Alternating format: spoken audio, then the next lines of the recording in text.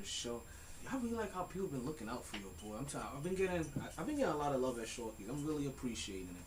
Like everybody that's been coming through at Shorties, everybody that I've been meeting at Shorties, I really do appreciate it. Sean, fucking, like that's the newest person I met. I gotta get old buddy's name. Or the other Spanish dude I just fucking met. I gotta get his fucking name. I be forgetting. You don't understand. Not only is my mind all over the place, my memory is fucked up. But I remember people, but then I don't remember fucking names and shit. I gotta get that shit squared away though. I'm meeting some really good fucking people, some really good people. But yo, is the levels good already? Can I do the test? Oh, you still want? Funny.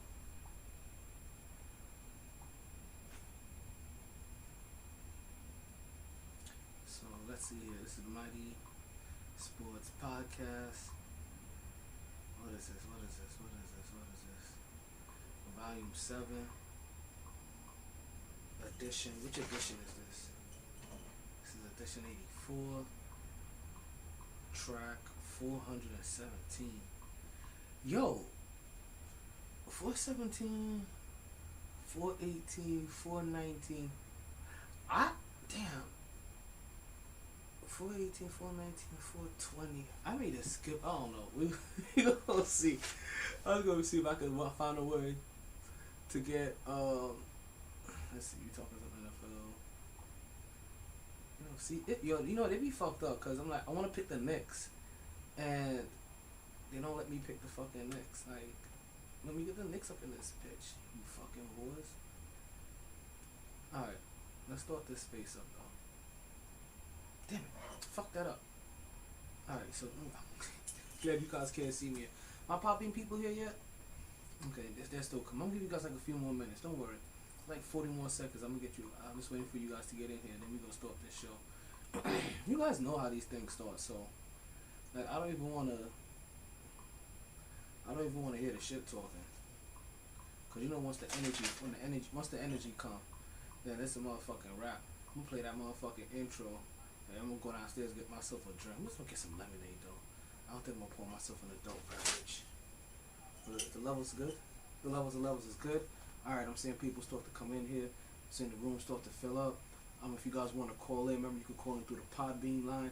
Yo, the levels is good. The levels is good. The levels is good. Water boy.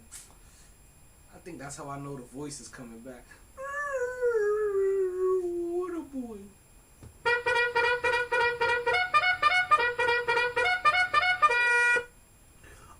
Okay. Big man, you want to hear some hot takes? Let's see how woke you are. You know something about podcasts? Yo, dígame. You kidding me or what, man? I got these 3 drunk uncles with a sports podcast. They say they got fire takes, pure fuego. You find them wherever you listen to podcasts at. If it's what they say it is, you like and you subscribe. Listen, like, and subscribe, yeah. You know how to call into the show? Yeah, man, do the Podbean app. You'll need headphones with a mic to call in. That's no problem, man. They'll also be at Sharky's, 8:07 p.m. on the first Wednesdays of the month. You may get some free Blue Chew. And they keep receipts or so.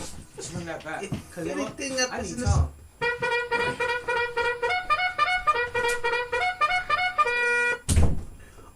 Okay. Big man, you want to hear some hot takes? Let's see how woke you are. You know something about podcasts? Yo, dígame. You kidding me or what, man? I got these 3 drunk uncles with a sports podcast. They say they got fire takes, pure fuego. You find them wherever you listen to podcasts at. If it's what they say it is, you like and you subscribe.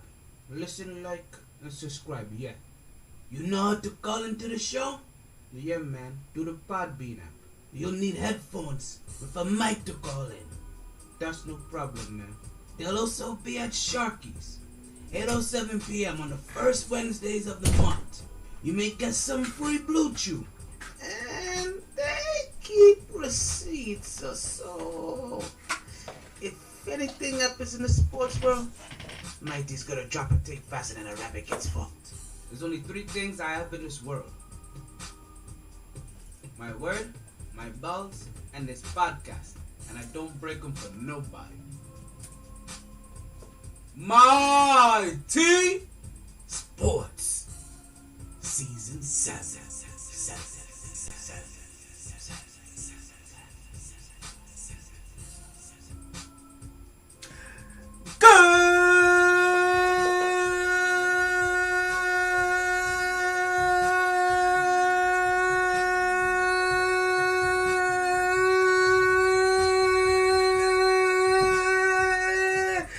Evening, and welcome back to another edition of the MyT Sports Podcast. I am your host, the one and only Untitled Chapter. Yes, it is another Fuego day in the hottest city in the world. It is officially April 8th. It is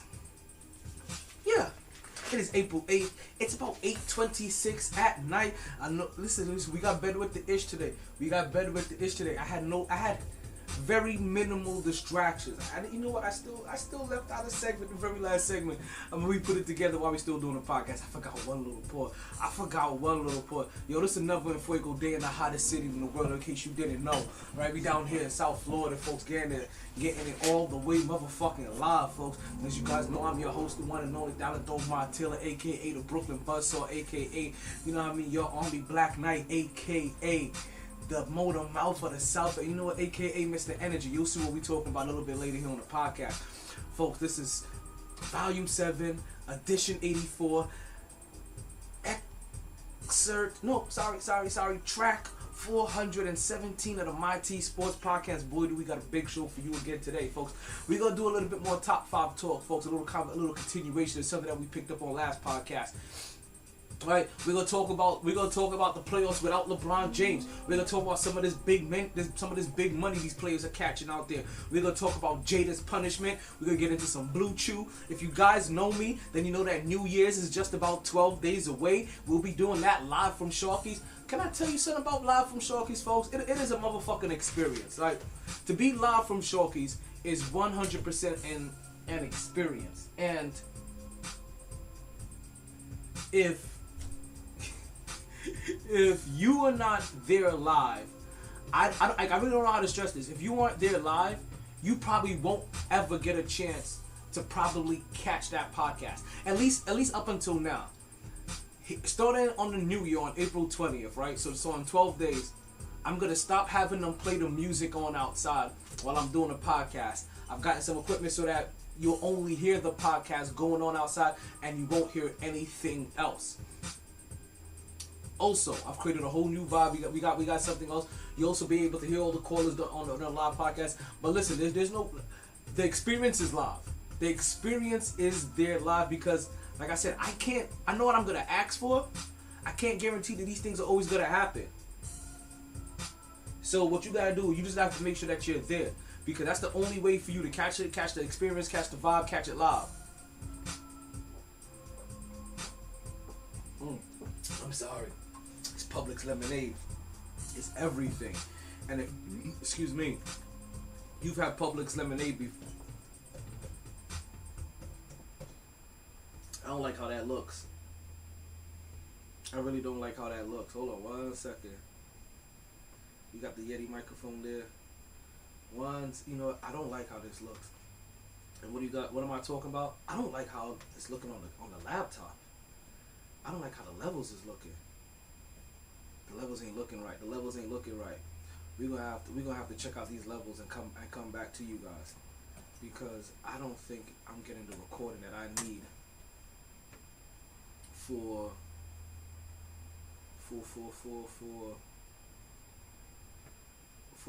the actual audio I'm gonna be using. So we're gonna pick this back up. We're gonna run this back. I gotta refresh one page. Hate when that happens, don't you?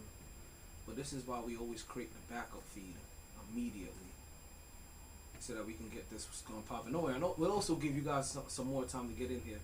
I know that we probably got a couple of people coming in for the first time over here on Twitter as we're starting the Twitter Spaces coming up here in a second. Let's see if that comes off a whole lot better. Okay, let's see here. There we go. There we go. And let's not come in too hot. Let's not come in too hot on that one. Alright, so now I got the podbean rolling again. I got the page I got the site for the website coming through. Alrighty, so it looks like things all working the way it needs to work. And I'm sorry for the rest of you guys just got to hear this all over again, because you know what? It ain't no fun if the homies can't have none. I hope you guys know, I don't redo takes, right? Or I don't edit my shit. So we just got to do everything live all over again. Run that shit back. One time for the homies.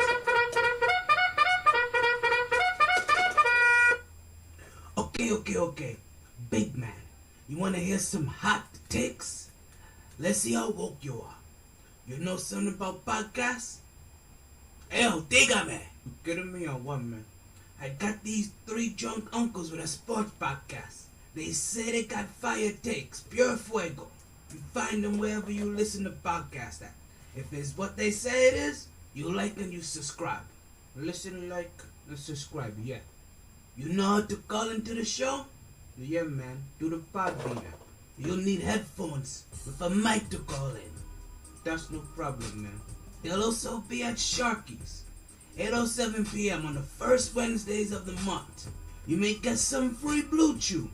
And they keep receipts or so. If anything happens in the sports world, MyT's gonna drop a take faster than a rabbit gets fucked. There's only 3 things I have in this world. My word, my balls, and this podcast. And I don't break them for nobody. MyT Sports Season 7.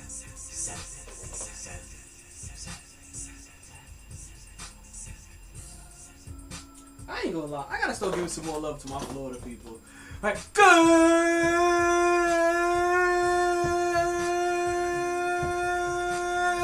evening, and welcome back to another edition of the MyT Sports Podcast. I am your host, the one and only Untitled Taylor. Yo, it is another Fuego day in the hottest city in the world as we're coming to you live on direct from South Florida. It is April 8th. Yo, we got Volume 7. Edition 84, track 417 of the MyT Sports Podcast. And boy, we got some shit to talk about with you today, folks. We're gonna continue our little top 5 conversation that we started a little bit earlier in the week, right? And I'm gonna have something to say about what we did earlier in the week too, because I have to give out some information out to you guys about that as well, folks. We're gonna talk about life without LeBron James. I really just the playoffs without LeBron James. I probably have the same feelings about how I feel about LeBron James no longer being in the NBA as I feel about him no longer being in the playoffs. Folks, we got people catching some big money out there. We got Jada's punishment. Whoa, calm down. Hey, sit your ass back down. We got Jada's punishment coming up. Right, we're gonna give you another Blue Chew promo so you guys can get yourself some Blue Chew for free. We gonna talk about my New Year's that we have coming up. As you guys know me, if you've been with me for this journey for a while, you guys know when I like to celebrate New Year's, right? We gonna talk about Sharky's, and you know what? Let me go ahead and talk about Sharky's right now, right? We're gonna have our next New Year's at Sharky's. If you guys ain't at Sharky's, then you don't know what you're missing, right? The podcasts that happen at Sharky's are one of a kind. Let me say that to you right now. And if you ever go looking for the podcast at Sharky's, that happens at Sharky's, you probably won't find them. Because a lot of times I have to worry about copyright infringement. But it is a complete vibe and it's a whole entire lifestyle. And to everybody that's been showing me love, to everybody that I've been meeting so far, everybody that said, hey yo, why don't we collab on this? Hey, reach out to me on this. Don't worry, I'm gonna start reaching out to you guys, right? That's probably what I end up doing on Sunday. Sunday's gonna be my next admin day, right? I don't think I'm gonna have any time tomorrow. Tomorrow I'm gonna be at Coca-Cola. Right, so big shout out to Sharky's. What's going on at Sharky's? But we're gonna continue to create a vibe and create an atmosphere and create a lifestyle there at Sharky's. I continue to get new things for you guys, so that experience can continue to be better. All you gotta do is keep showing up. You show up, and I'll do more things for you. That's kind of how it works. Like you show me the love, and I'll be like, and I keep going out my way to make sure that shit. that I am as accommodating as can be as your host for the evening. And giving you whatever form of entertainment that you came there for. Whether you came there to play pool, you came there just to drink, you came there to listen to music, or you came there to listen to your favorite live podcast. Cause that shit do be live. And that motherfucker be live. Like, yo, so that's all that. We're gonna talk about opening day today, folks. We're gonna talk about Tiger. Obviously we're gonna make sure we mention about somebody that needs to be free. Free Brittany Griner. We're gonna mention that a couple more times here on the podcast, folks. But you guys already know what we say, regardless of the time. Take that, take that, take that. And regardless of the weather. You play to win the game. Hello? It's always a good time to talk some sports. So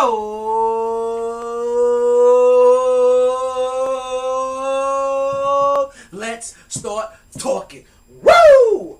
Back at it like a sports fanatic. MyT. My hair down. Sports. Whew. Whew. Whew. Feeling good. It's a nice Friday. They started at a decent time today. I really appreciate that. I really did enjoy that. I ain't gonna lie. I really did appreciate starting at a decent time. But folks, if you've never been here before, and I feel like I start every podcast the same, but you know what? I kind of do, because if you haven't been here before, then let me go ahead and start the podcast over the way that we normally start the podcast off, and that's by giving our birthday shout-outs, right? That's what we like to start the podcast. Right? We have a nice little birthday party to start off every little podcast. So what we do is that we like to give a birthday shout-out to everybody that had a birthday that we have on our friends list. Obviously, like, if I don't know you, I don't motherfucking know you. You know what I'm saying? But we become friends on Facebook, then I got you. And it's exclusively for my Facebook people. Like, so if I don't have you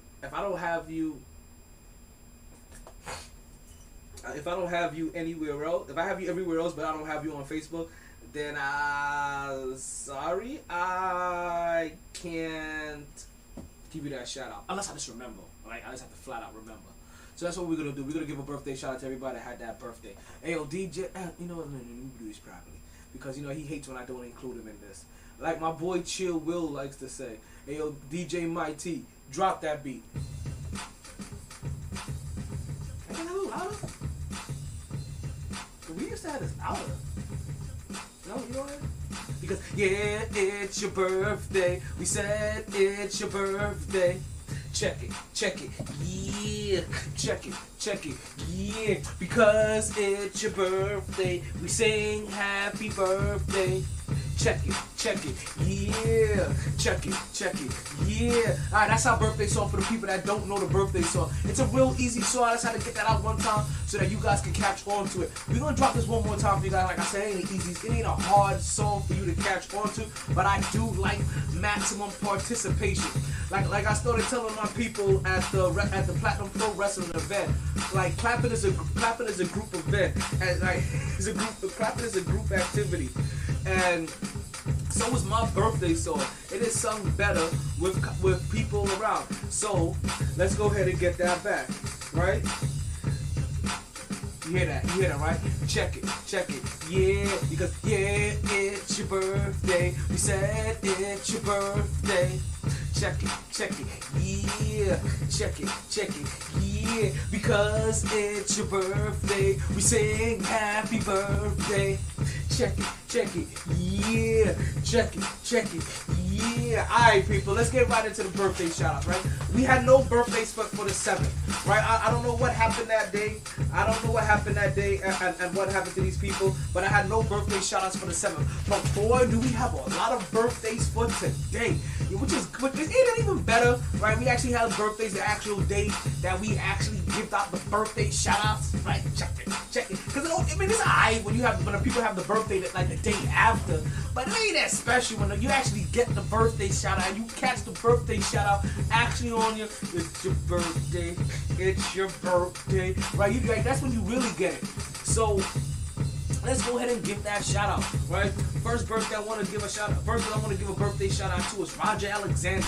And yo, not only is it like only catching on your day, but also today is Friday. It's TGIF. It's Freaky Friday. Like it's the day of celebrations. It's the day of day of drinking. It's the day of inebriations. Right? I mean, we're talking about how you trying to get it all. Also want to say happy birthday to one of my army sisters, my battle buddy. You understand?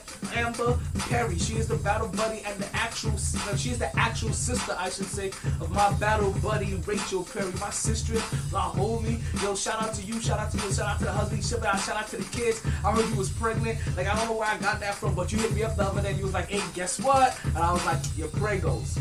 Like, I knew it. But you too old to be having kids though. Like, what are you doing at this time? You need to slow down. Shit. Ah.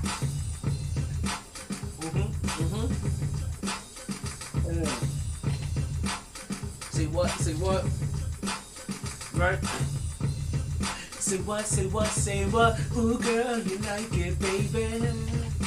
Girl, you know what's up. I don't know how that just popped in my head, but I feel like I could go to this beat. Alright, and then last birthday I like to give a shout out to. Last person I like to give a birthday shout out to. That is to my boy Al Torres. Yo, Al is my boy. Like we were talking about like thick as thieves kind of boy. Yo, shout out like fellow Knicks fan, fellow Jets fan, yo, former like fellow New Yorker. Back in the days you would have seen him in the back in the dancing videos for I'll Be Sure and shit. Like, ooh, you like it, baby. You know what I mean? You would have seen him with Paula Abdul, 2 steps forward and 2 steps back. That's how opposites attract, and you know, right? Yeah, he was all in those videos. You know what I mean? He was even in that video with that dude from NYPD. You know what I mean? You know what I'm talking about. That way had that Puerto Rican dude and that one black dude, New York Undercover. Yeah, he was even in a video with that nigga. Like, but go check him out. Don't let that beat die on me. Don't you let that beat die on me. There we go. Yeah. There we go. Yeah. There we go. Yeah. There we go. Yeah. So I want to say I'm here to my boy Al Torres. And also, if you guys don't know, there we go. If you guys don't know who Al Torres is, I'm dropping papers, right? I'm only dropping papers to help you make papers because he helps you get papers, right? Al Torres happens to be the owner of also Freedom Tax, right? Freedom Tax is located at 4397 North State Road 7 in Lauderdale Lakes, Florida 33319. It's right across the street from the McDonald's.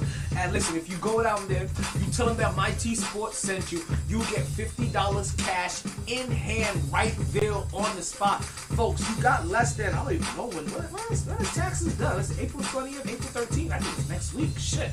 I gotta file my taxes my damn self. Right? But I just had my ex-girlfriend walk away with a bunch of my tax paperwork, so I'm ready to get some new stuff in here. So you know how that goes. You know when people become your exes, like they break up with you, and or you break up with them, right? And they start doing all kinds of vindictive shit because they're hurt. Like they just can't let that pain go, right? But listen, you don't have to let the pain of letting your money go to waste. You go to the right tax person. You go to Al Torres, right? Again, that address is 4397 North State Road 7, Lauderdale Lakes, Florida 33319. They are a family-owned and operated business, and their business is making sure that they maximize getting you your money. Tell them MyT Sports sent you, and again, $50 cash right there on the spot. Or you can call to make an appointment, 954-484-7700. That number again, 954-484-7700. Make your appointment. Tell them MyT Sports sent you, and you get paid. Not only on the spot, but you get paid a little bit later. You know what I mean? Freedom Tax. Basically, the freedom is what happens with your money. Yo, freedom dollars up. Alright. So it's his birthday. So to Roger and to Amber and to Al, we want to wish you all a happy birthday. We hope you party hard. We hope you enjoy everything. We hope you regret nothing. But more importantly, get your weekend at Bernie's on and continue to stay MyT.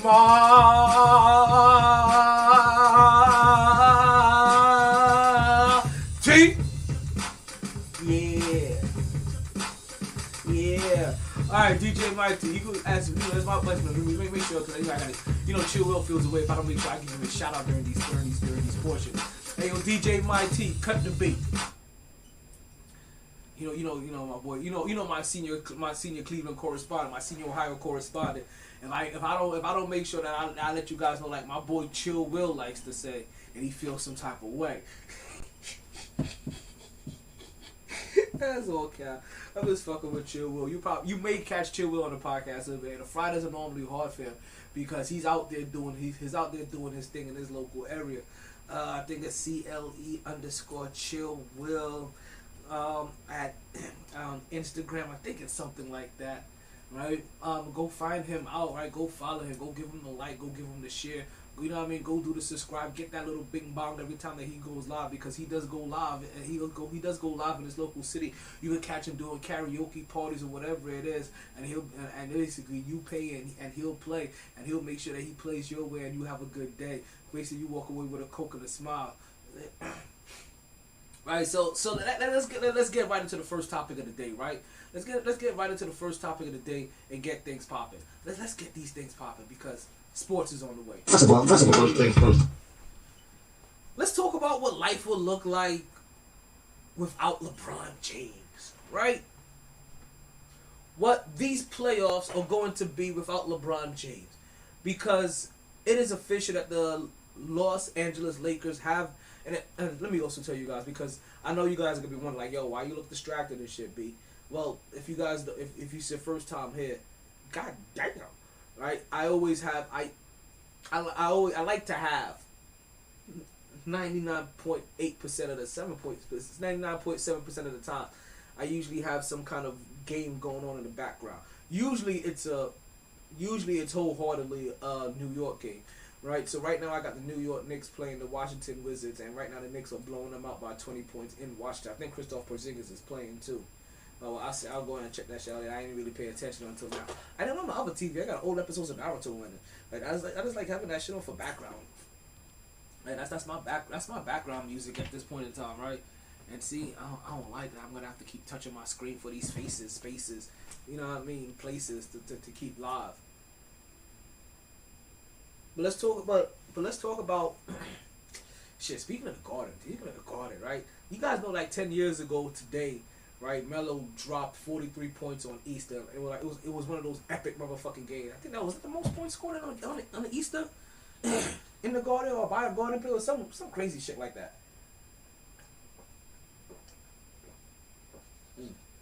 Listen, fucking up that Publix lemonade. But just let you guys know, that can be your lemonade, or that could be your beverage that I'm drinking and shouting out right here on the Mighty Sports Podcast. I get thirsty on the podcast. And let's let you guys know, not only do I get thirsty in this one, I try to stay hydrated, but every time I want to be inebriated. And also sometimes I just need to coat the throat. So whether you're something herbal to help coat the throat, to help with the ring announcing, or you're somebody that wants to get me twisted, or you're somebody that's trying to put some healthy shit in the body, right, and help hydrate a motherfucker, holla at your boy, hit me up in the DMs, and this can be me talking about you right here on the Mighty Sports Podcast. Don't give up that opportunity. We have a nice fan base.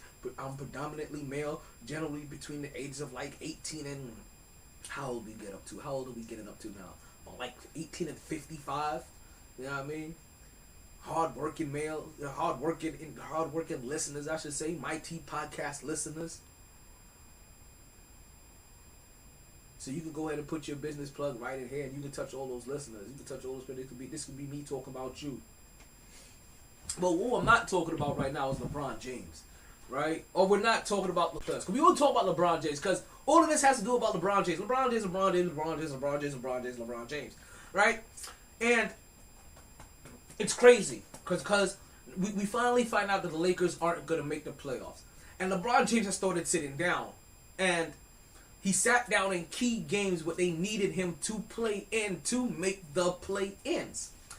I just like to call it postseason play. It's funny how all of a sudden how we have a play-in tournament and we have a playoff that nobody says postseason anymore. We used to say it all the time, postseason contention, in the postseason. And now suddenly, because they have a little tournament or a wild card or whatever it is, they don't want to call it a postseason. It's almost like for 5 years, we need to call it the play-in before everybody understands the play-in is also and fully understand that, okay, the play-in isn't the playoffs. We want to make sure there's a separation of that. But at some point in time, not everybody's going to want to have to talk about that distinction, and we're just going to say postseason. Why isn't everybody saying the fucking postseason? Why are they making that shit so the play-ins? We have to call it the play-ins. The only thing I like to play in, like, only time I want to say play-in is if I'm saying play-in pussy. I'm just saying, I'm all about my PIP. Oh, it's for PEP, it's for People's Precious Temple. The last people, that's not so simple. I'm just saying, it bees like that. Shout out to Naughty by Nature for being one of the highest grossest money making groups of all time, due to the television money that they get from being constantly played in stadiums and at live events. That's televised. Shout out to them making that coinage all the goddamn time. Like, how many games are on tonight? Between basketball, baseball, and hockey, I guarantee you, if there are 20 games on today, you've heard it several times on at least 5 games that are televised. Naughty by Nature be banking. See, that's one thing you guys know. Naughty by Nature be banking. That We Will Rock You motherfucker be banking. Ain't that we gonna heavens? Ain't that the same person? I'm just saying. Damn, what's his name? Queen. There we go. Queen be banking too. Like Queen definitely be banking when it comes when it comes to that sports money. But LeBron James won't be getting that continuous postseason sports money. Maybe that's what the difference is. Maybe, is that what the difference is? That maybe teams aren't getting paid for the playing game, but they get paid that extra bonus money when they get into the playoffs, because you don't get paid technically for the playoffs. Basically, it's also but there's bonus money or bonuses getting paid out. Obi Toppin, career high 26 points tonight, 5 for 7 on 3-point. I didn't have any Knicks talks prepared for today. I really didn't, but I know I have it in the back of my head that Obi Toppin over this last couple of stretches has 100% been showing everybody that, you know what, I could be your power forward of the future. I am definitely your power forward of the future for the next year. You don't need Julius Randle. And it's not that he's that I think that he's a better individual scorer than in Julius Randle, because he really doesn't have the one-on-one open court game that he has, right? Like in a triple threat spot or anywhere else like that. Damn, that's a bad pass, Obi, as I'm talking about him. But he does know how to score on his man. And his scoring ability is more down low. He does work on posting his man. He does work on burying his man in down low so this man can't even contest him when he goes up for shot. He understands how to be a roller, but also not even just a roller, but also a slasher, a putbacker. And so I really believe that Obi has 100% made the case that you should put me in here. And what's gonna end up happening is that when I'm in the game, then I don't become a black hole for your other scorers. I become an asset to them. I become an addition to them. I'm somebody that can I'm somebody I can feed off of them, and when they're in trouble, I can be used to bail them out. I'm really liking what I've been seeing from Obi Toppin these last couple of games. We're also seeing a little bit of Taj Gibson. You just have to come to understand that if Tom Thibodeau is leading your team, there's a couple of people that he has faith in, right? And he's gonna be on his team. You're seeing it with Taj Gibson. You see it with Derrick Rose. Alex, I don't know what it is with Alex Burke, but I said after this, I won't be surprised to see if Alex Burke stays one of his guys, because Alex Burke just looks like he's one of his guys. He feels like he's one of his guys. Now, should he be starting as one of his guys? Yeah, but he gets an opportunity to, right? He definitely gives these guys an opportunity to. When the Knicks see us trying to play all their young guys, and then when they finally try to play all the young guys, we see guys on here that we ain't never seen all goddamn year. Who the fuck is number 9? Sorry, that's not a number 9. That's a 51. Shit. I need to put my glasses on. I'm wilding. So, listen, the New York Knicks aren't in the playoffs either. But let me start with my consolation prize. Like, let me start with my with how UNC is treating their loss in the championship but being able to beat Duke in the process. Let me start with my that. Knicks fans, if I would have told you, and you may have heard this before, so stop me if you heard this before. Knicks fans, if I would have told you at the beginning of this, Knicks fans, if I would have told you in the beginning, 28 points. If I would have told you at the beginning of the season that the New York Knicks and the Los Angeles Lakers will both have the same exact, will be seated in the same exact spot in their respective conferences. And with that, the New York Knicks will have a better record than the Lakers. Also. Right? Both have the same seed. The Knicks have a better record. And also, the New York Knicks 76 games into the season, or 78 games, 79 games into the season, that the New York Knicks are one spot behind the Brooklyn Nets? How would you feel? How would your outlook of the season be if that's what I told you that was going to be all of the things that you technically accomplished that year? Better than the Lakers, same spot as the Lakers, one spot behind same spot as the Lakers, one spot behind the Brooklyn Nets. That's not such a bad narrative, even though it looks worse than last year. Last year was a genjutsu. I told you I'm watching way too much Naruto. Before you guys that know, last year was a genjutsu, right? We have to strike last year from the record, right? Right. We 100% like I need an official judge to come out and be like, hey, yo, Knicks fans, I need you to go ahead and strike last year from the record. That shit was a genjutsu, it was a fluke, it was an illusion. We didn't land on last year's win. Last year's wins landed on us. It was one of those things.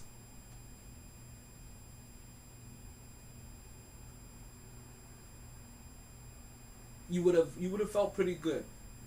But the reality of it is that both teams are in the 11th spot.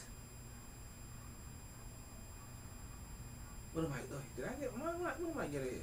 Both of these teams are in the 11th spot in their conference, and they're both not making the postseason play.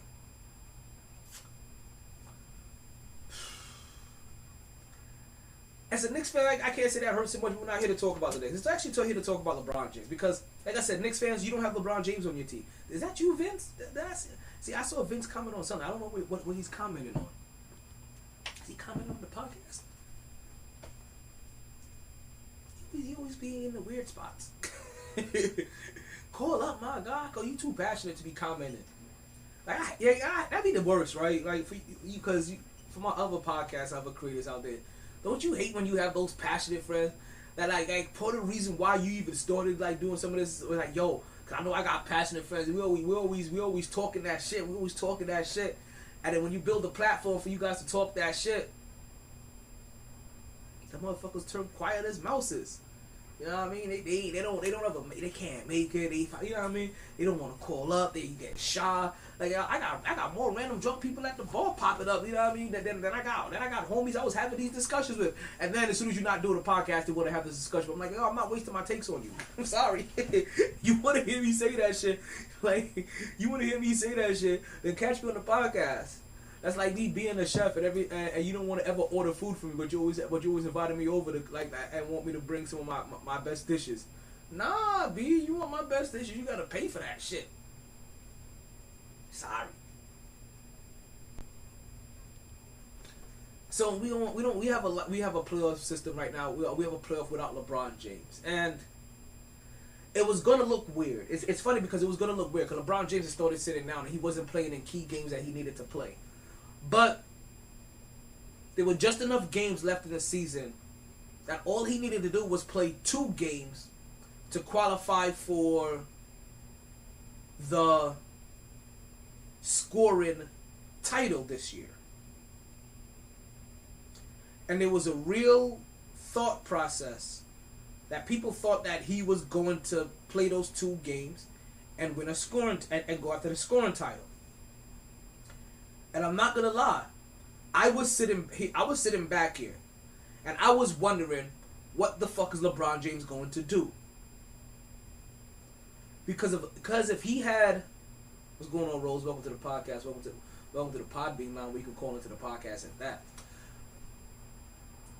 I was sitting back looking to see what LeBron James is gonna do, and part of the reason why I was sitting back looking because if he would have played those 2 games to get the scoring title, but he couldn't force himself to play enough games to try to get into the postseason play, I would have looked at him kind of side-eye. Because also what that really means is that if this was the postseason, LeBron James is playing. LeBron James is muscling through whatever the fuck is going on with him, and he's playing. So I was really sitting back wondering, yo, generous king. You know what I mean? Because on his watch, everybody gets a ring. He's like Oprah with the rings. Right? But generous king. What are you going to do? And ultimately, he did what he generally does. And that is the right move. That is ultimately the right decision. Sometimes not executed right, but that ultimately he made the right decision.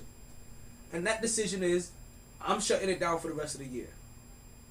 I'm not gonna try to chase this scoring title, because he would have been berated and shitted on beyond belief.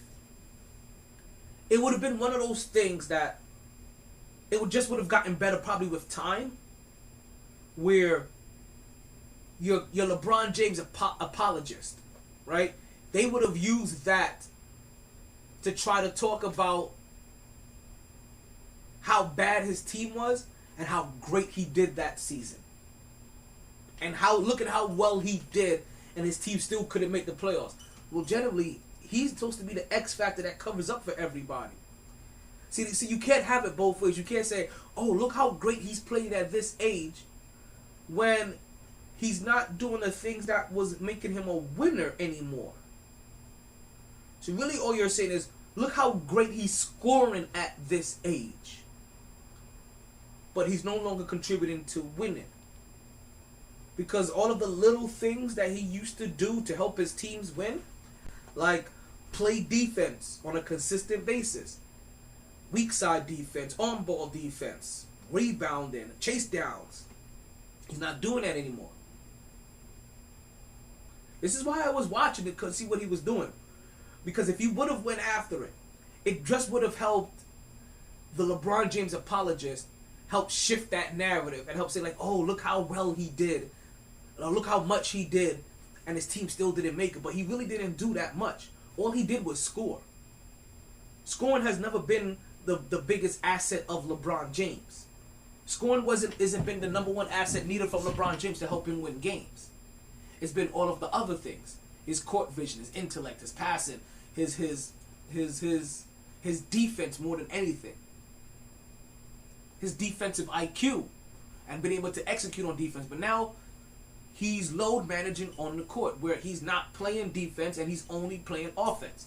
And then they try to rev it up only at particular moments. I get it, but that's not what helped you win. So when you see LeBron James and the Lakers putting up a record worse than the New York Knicks, this is why. It isn't so much about the Carmelo Anthonys or the Russell Westbrooks or the Anthony Davises or whoever else is on his team, because if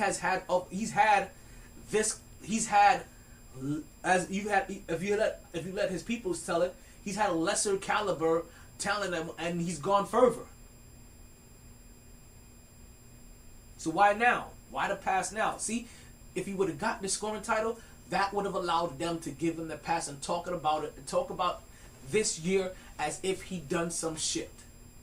Well, LeBron James is 300 points behind two people that are not even qualifying as the scoring leaders. And the fact that he's not playing, that gap between... What's going on, Robbie? Welcome to the podcast. Always a preacher coming through. And the fact that he's not playing, there's going to be an even greater distance between him and some of the actual scoring leaders in this season. Because I'm telling you, it really is weird to me. Like, I understand the points per game, but they're going to have to come out with a second scoring title if that's the case. Right? They're going to have two halves of a scoring title.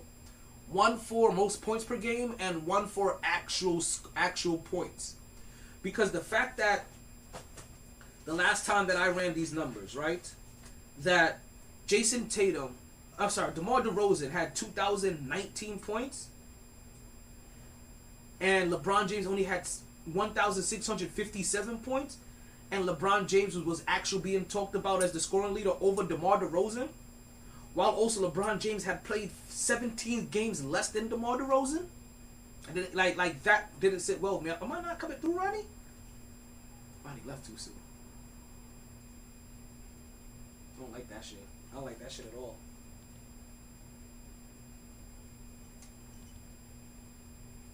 So that never did sit well with me. But like I said, that's not going to be a problem. Like I said, LeBron James ultimately made the correct move, and what that correct move was that, yo, I need to sit down. I need to shut it down. I can't go after really what is. If you're LeBron James with your team in the position that they're in, you can't go after a meaningless scoring title if you weren't willing to go after the last postseason spot or the last postseason position. You talk about staining your or tarnishing your legacy. LeBron James doesn't have a lot of things that tarnish his legacy. They're just hyper focused because you're supposed to be the man of this era, right? As Stephen Curry would say, you know what I mean, one of the great players of this era. Didn't even say all time of this era. That he realized that he can't go after the scoring title and not have given the necessary effort to make postseason contention. It just would have looked bad. And like I said, he doesn't make a lot of bad moves. Actually, he kind of does, right? But he doesn't make a lot of bad moves. But he does. But the bad moves that he makes, they're kind of iconic. And this would have been one of those moves that he's already made enough bad moves that there are players that aren't on his caliber, aren't superstars, aren't stars. Yeah. That believe that they should be able to do the same things that LeBron James does. Right? I understand like player empowerment, but you have to understand player empowerment also comes with talent empowerment. And if you're not that talented of a player, then you don't deserve to wield that kind of power. Julius Randall a little bit.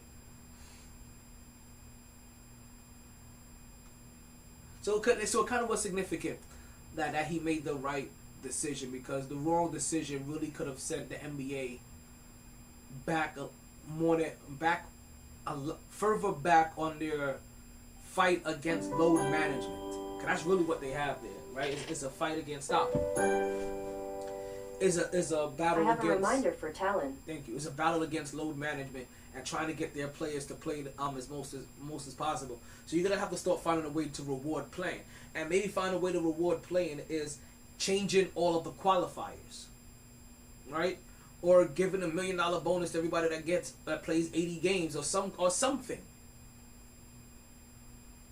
A $5 million donation to the charity of your choice to everybody that plays 80 games. You know what I mean? Or just keep finding more reanimation jutsu. A lot of people fucking with this forbidden jutsu shit. I didn't realize how many reanimation jutsus there were used in Naruto.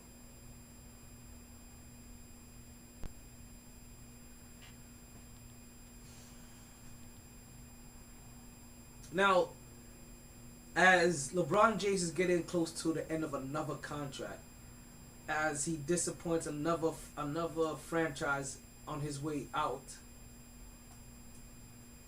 he starts throwing out again names of great players that he would like to play with, so that he can piggyback off of their rings. Because LeBron James basically is the reason why the NBA turned into basically a professional AAU. But in a weird way, like I said, it needed to be done. Because these owners needed to stop signing players for 7 years, jerking them around for almost 3-4 years, trying to recuperate that money back. Finally starting to build in year 4, 5, and 6, maybe. And then year 7 looking to ship you. You know what I mean? Or looking for you to take a discount because, you know, so it was too much of that going on. Basically, and I remember it was a different time, right? Basically, what was happening now is that players are protecting themselves from being Scottie Pippen. But when players were really starting to get into that, started really liking that $7 million contract, was early on when money first becoming guaranteed, and they started breaking that $100 million mark. So think of the early Shaqs, the early those Shaq contracts, those Kevin Garnett contracts, things like that. Those were some of those groundbreaking contracts that helped. That once they got over to that $100 million fully guaranteed, it was like, oh well, I guess we can't go back now. Because remember, there's still nothing in the NBA PA that says that players need to get 100%. That contracts are 100% guaranteed. It's just that once one player did it, and you got it for one player, it just trickled down to everybody else, even on lower levels. Maybe that's something that they need to start doing, and saying like, hey, maybe we don't guarantee you 100% of your contract anymore. Maybe we get guaranteed contracts based off of games actual fucking played. So let's start saying that, hey, 20% of your contract is like whatever you're negotiating for is reserved for you and held out for, you know what I mean, and is given to you in some kind of weird ass bonus once you play all your games. Once you play 80 games or 75 games for the season, bam, there was a 20% bump in your contract. Which all it's really going to mean is that players are going to start negotiating contracts for 20% more money, so that they don't have to worry about getting that other 20% in there or not, whether they play or not. But some players are going to be busting that ass for that extra 20% or whatever it is. Yeah, they're going to find a way. And the reason why I bring this up so much because not only is LeBron James talking about switching teams again, but you also hear Adam Silver really trying to you heard him recently that they're really trying to find a way to navigate around this player load management. They over here managing their loads, and I'm over here trying to shoot up the club. We ain't the same. But as we know, like LeBron James is a bona fide team rider, right? And these days he's talking about possibly joining Stephen Curry and the Golden State Warriors. And Stephen Curry flat out told him like, yo, hey, mi hermano, my friend, I'm good. Like that was actually his first response, which was probably the funniest, right? They said the first response is usually the funniest response. His first response was actually funny, right? Because it was the "I'm good" comment that that first set off. Like that's how you really feel. Like, nah, I'm good. I don't want to team up with LeBron James. I'd rather, like, Stephen Curry still has that feeling in him that he's like, yo, I want to beat LeBron James, right? I don't want to team up with him. And then he goes and like, yo, you know what? Me and LeBron and I actually, we have played together. So he has kind of been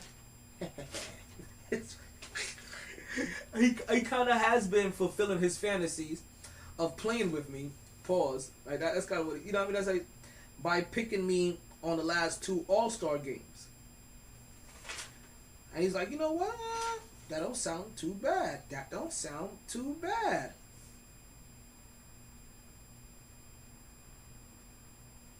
But then he goes on to say that, you know what?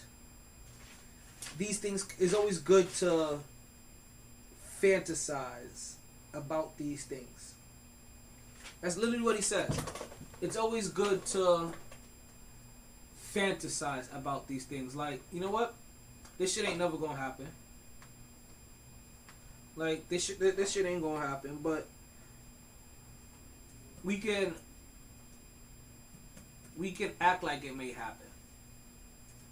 Right? We can fantasize about it, and we can allow not only LeBron James, but the talking heads can talk about, oh my God, what would happen if LeBron James and Stephen Curry played together?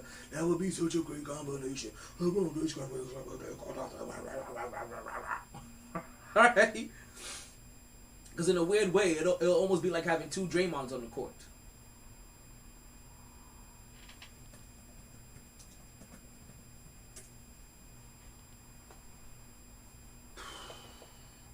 What? University of Detroit Mercy?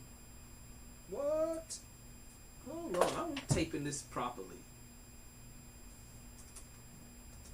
I told you guys I'm doing like 3 different things at once.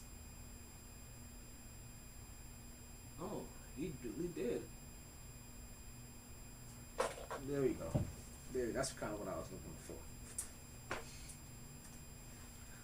Now, oh wait, that's the wrong James. Right, but so we hear Stephen Curry quickly turn this down, right? and talk about, no, this is something for the fantasy world. This is something basically for us talking heads to go ahead and talk our heads off about. But for the most part, he don't see this happening.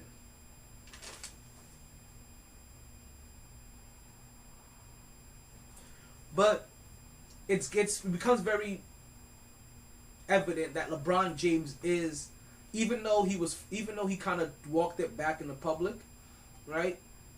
And he came out with his own little personal statement that, nah, he's a Lake. I'm gonna be here with the Lakers. This is who I want to be. This, that, and the third, la la la la la. And this is like the second or third time he's had to make sure that he's taken back a statement that may have hinted on him leaving.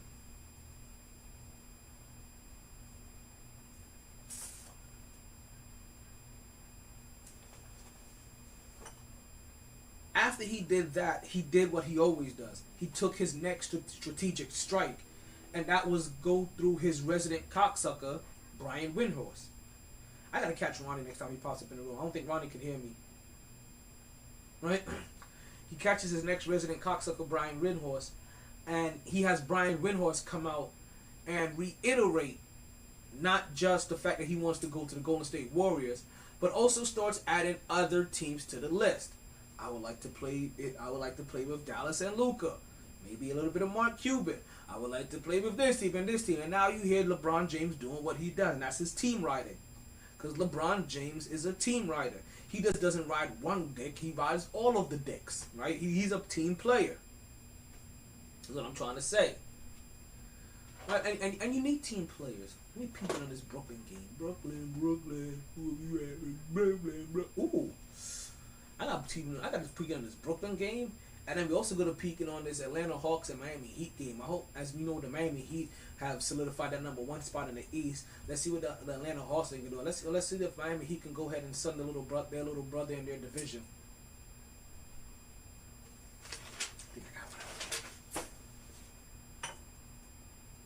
No, and like I said, so now we know on LeBron James's list is the Cleveland Cavaliers, the Dallas Mavericks, and the Golden State Warriors.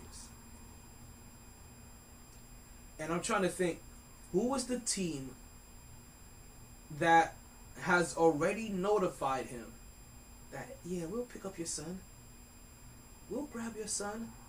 Come over here and sign with us. We'll move heaven and earth, make sure we get your son over here. I want to know which team gave him that obligation already. Because it has to be a team that's on his list. Because why would he talk about anybody that he hasn't had some kind of back channel conversations about them agreeing to try to grab his son?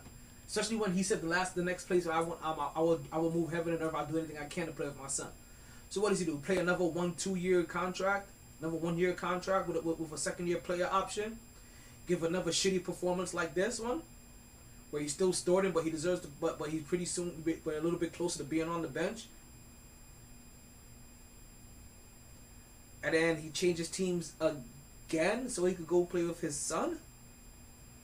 So it's saying he's going to go from Cleveland to Miami, back to Cleveland, to the Lakers, to wherever the fuck he goes to after that, to his 6th team to play with his son.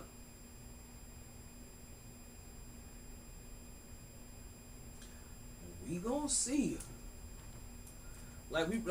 Seriously, we really gonna test all that shit out. We gonna see if he's really about the life, or if these NBA owners are going to bend over backwards for LeBron James all the way to the end. Or if at some point in time somebody's just gonna put their foot down and say, fuck this, yeah, we don't really need you anymore. Cause you know they gotta be thinking that. You're damn near 20 years in the league. Owners over here thinking about, we don't need you anymore. Which is just weird, because I know it's completely opposite of what they thought about Tom Brady. They over here thinking man, Tom Brady's such an asset. Look, man, I hope we can get him. Look what he can do for us. I know they're probably looking at LeBron James we don't need you anymore. Why break the bank for you? Why break our necks for you? Why bend over backwards for you? We can do what Pat Riley did to you and hold you accountable and tell you it's either our way or the highway. Whether it's the highway, whether it's their way, my way, highway, or your way, what we do have, what we do know about is something called opening day. And folks, let me before we get into opening day, let me tell you about something that can really help open up your day and really get you to open up somebody else's day when you open it up in a special way. What are we talking about, folks? We're talking about Blue Chew. What is Blue Chew? Blue Chew happens to be a little blue pill that can give you back your thrill. All you need to do is open up a pack and head straight to the sack. You know, just a few chews before you do. This thing has the same active ingredients as Viagra and Cialis, so this is one opportunity that you just can't miss. For a very low cost, you could beat it up like a boss, and she's gonna love how you come through like a champ when you beat it up, when you Blue Chew in advance. Listen, if you use this week's promo code of YEGJ, that's Yankee Echo Golf Juliet, you'll be able to get your first order of Blue Chew for free directly, on the tab of the folks from the MyT Sports Podcast. All you gotta do is pay for your shipping and handling. Take care of your postal workers, because for you, you think it's hard for them to be able to deliver stuff in rain, hail, sleet, or snow. They doing that hard work, so you can put in your hard work. Blue Chew has only 2 requirements: you chew it, and then you do it. Blue Chew. Right, so we have opening day coming up, right? Or we have opening date here. What am I saying coming up? We have opening day here, folks. We have opening day, we have opening day, we have opening day. And opening day was actually yesterday. And I ain't gonna lie, as I'm hearing opening day being spoken about and stuff like that, even though I know I don't watch a lot of baseball, and I didn't even take the opportunity to watch any bit of baseball around. Not one swing, not one bat, not one pitch, not one buy me some peanuts and cracker jack, and I don't care if you blow out her back. So boom, boom, boom in the back shots, right? So I didn't watch any of it, but I will be working with the Mets, and it's probably gonna be their single A team. But I will be working with the Mets on Monday, folks, at Cloverfield in Port St. Lucie. So come check your boy out. I'll be there on Monday. We'll still have a podcast that night. I'll probably have to get things. What's going on? Can you hear me, Chill Will? Let me go ahead and start typing some shit, because everybody been coming and going. Can you hear me? I'm on Spaces.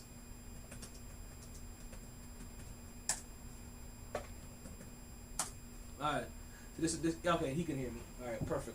Cause I seen everybody, I ain't gonna lie. You know, podbean be having you paranoid sometimes, right? Because when you see people just come into your room and then they pop out, and they come into your room and they pop out, right? And they only stay for like a minute or two, and so like damn, can they not hear me? Like, is my audio going good? Like, I see the little meter moving that says that they should be able to hear me, but sometimes you don't know how that shit is, right?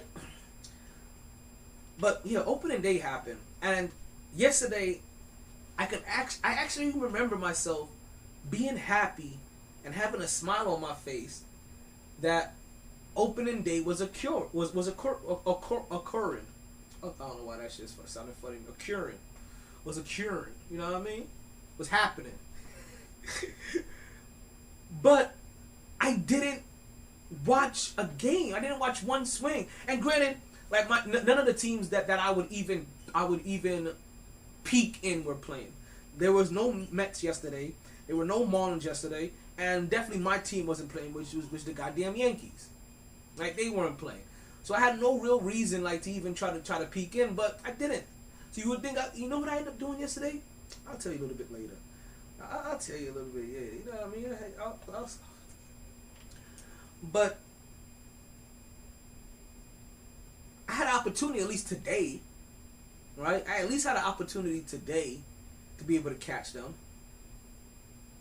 And again, I didn't get over there. But I tried. I ain't gonna lie. There's a small part of me that tried. And by the time I asked Google what was the score of the Yankees game, they were in the 9th inning. Now, granted, they was tied 4-4 in the 9th inning, or 5-5 in the 9th inning. But they were in the 9th. And I was like, it's done. Granted, that's probably the best time for me to watch it, because now damn near every pitch matter, every swing matter, every at-bat matters. But I was like, I don't even think I need to go ahead and spend the time to even try to go find it. The Yankees would win that game 6-5 in New York, and that would be their actually opening game. Their opening game would have happened yesterday, but they got rained out along with the, I think it was the Minnesota Twins game. I think they got rained out too. But yeah, there was some severe weather and thunderstorm going on in New York around that time yesterday. I'm passing through, so they didn't want to take any chances. They didn't want their fans to go there and make plans and things like that, and then just for them to sit in the seats for hours, right? Them collect all that concession, start collecting all that concession money, all that those ticket sales money, those tickets or whatever, and not actually play one swing or one pitch of baseball. So they actually called it off, and did the right thing by calling it off with enough time ahead, so that at least enough people can try to, make any adjustments. Now it just sucks for the people that bought opening day tickets for Thursday. It's not like they get to use that ticket for Friday. No, ticket sales already done for Friday. So those people are a little assed out, but they had their opening day. They won again on their opening day 6-5. Let's go ahead and I'm picking on the Mets. I think the Mets may have been winning their opening day as well, because and as you guys know, the Mets have an impressive actually win streak when it comes to opening day. They actually have a really, not win streak, but they actually have a really good record, I should say.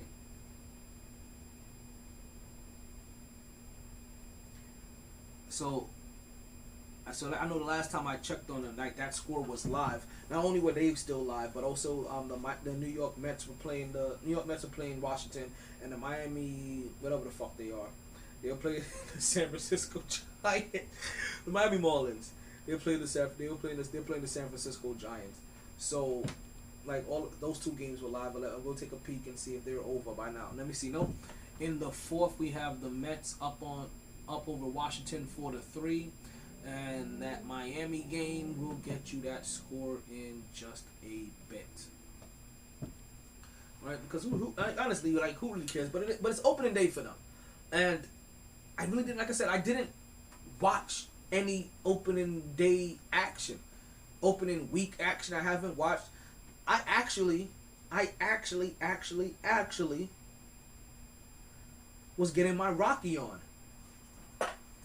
What do you mean by getting your Rocky on? I had my eye on the Tiger. And I didn't even mean to. I literally had my eye on the motherfucking Tiger. I was like, oh shit, Tiger's playing. Tiger almost died. He couldn't walk 18 months ago, 12 months ago, barely walking. Let's go see what the fuck Tiger doing. And I ain't gonna lie to you, it's been a long ass time since I've even cared if Tiger was playing or not. Not so much care about golf, but I've even cared to turn on the actual television onto golf just because Tiger was playing. It caught me this time, and that's the reason I wasn't watching opening day, to be honest with you. I was watching the Masters. So I've learned something about myself. I'll rather watch golf than watch baseball. I'll probably let me be specific. Let me be very specific. I'd rather watch the return of Tiger Woods than watch baseball. Because if this was just the Masters, I don't think I would have ever switched over. It was 100% due to the return of Tiger Woods. That's the only reason why that happened. Now,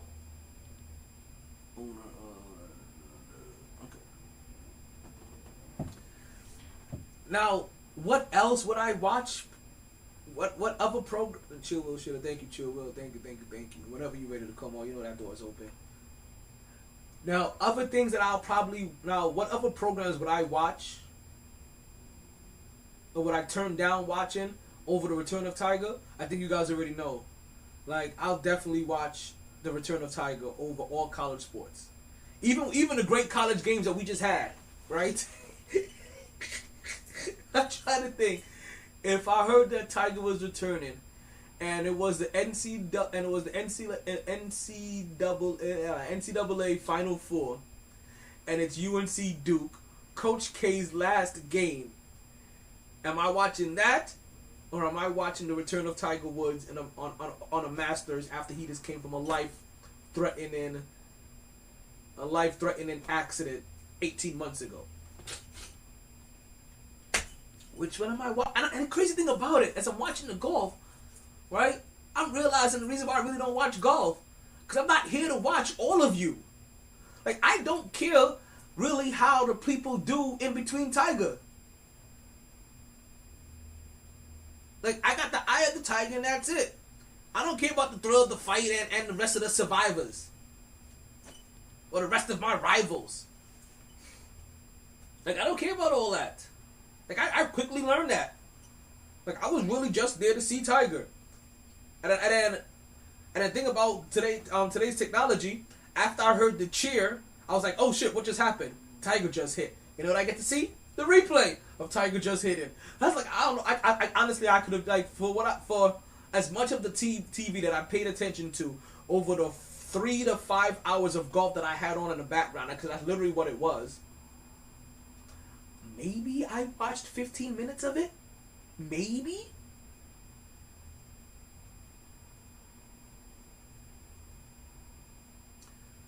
So, for the people that love golf, I'm curious, what is it about the golf that you like? Right? Are you watching do you like everybody that participates, or are there so many people that participate that, like, hey, when these people swing, you're paying attention to everybody's swing, or are you only paying attention to it when your number 7 car comes around the track? I'm curious. I'm curious about you. I'm curious. Like, seriously, I want to know. I want to know what the fuck you watch. I said, I want to know. Seriously.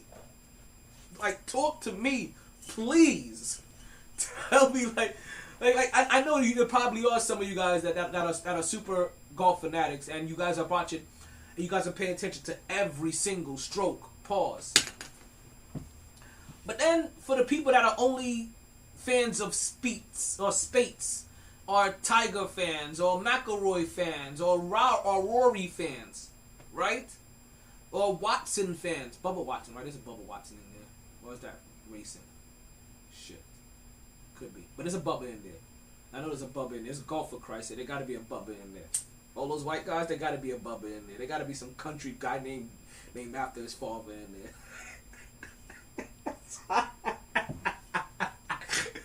But while I'm saying that in jest, you guys know that, right? That's how you get the name Bubba. Like, Bubba is really just not, like, is what you call, usually, like, it comes from people usually in the South, and it's because they're named after their father. But they don't go by Junior or the second or the third or whatever. You're named after your father, you become Bubba. Just let you guys know. Little southern, hospitality and knowledge for you. Well, I know there's a Bubba in golf somewhere. So are you watching so even when you're watching and you're a fan of those 6 guys, are you watching just to see those 6 guys play? Maybe is that when it becomes more interesting to you, when you can find 6 guys that you like, and pause, and on suddenly that, oh, I can watch them every time their turn comes up. It doesn't boost the amount of times that your eyes get drawn to the television. Because me just watching it for Tiger being the only person of interest that I really cared about, there wasn't enough times that Tiger came up on the screen to keep me captivated or locked onto the screen during that whole event. And after some point in time, I decided to turn that shit the fuck off, and it still wasn't over.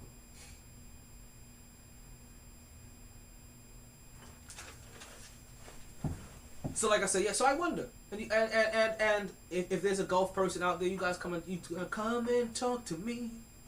I really want to know what the fuck you watch. Like I said, because even I was eyeing the Tiger.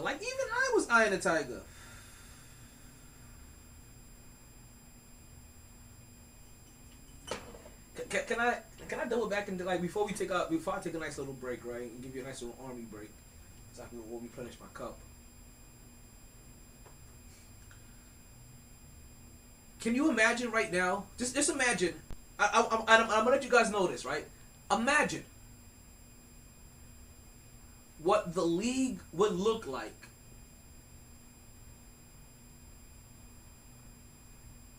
if we were able to stop playing the NBA games. What are we at? Game 80?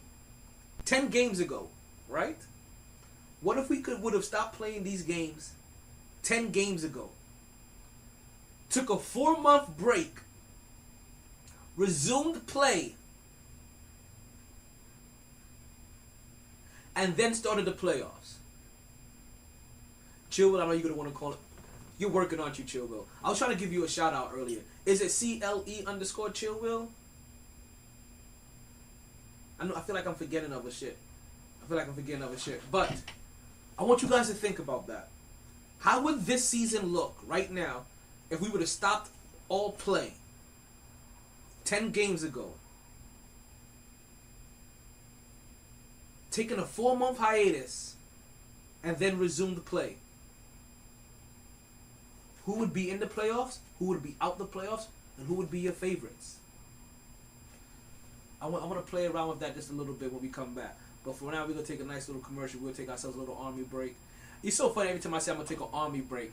I don't know what you guys hear, but to me, I hear Dame Dash and trying to or Jay-Z on one of their on one of those Jay-Z Dame Dashes or Jay-Z or Dipset or Youngbloods or Rockefeller albums, and that's when they had Armadale.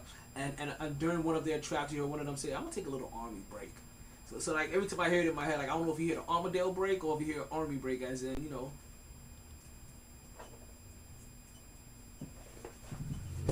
They didn't join this team to win championships or become famous. They joined because there is important work to be done, and only some able to do it.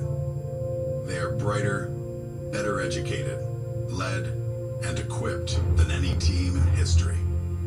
They are doctors, lawyers, engineers, technologists, and combat troops, all prepared for whatever comes their way.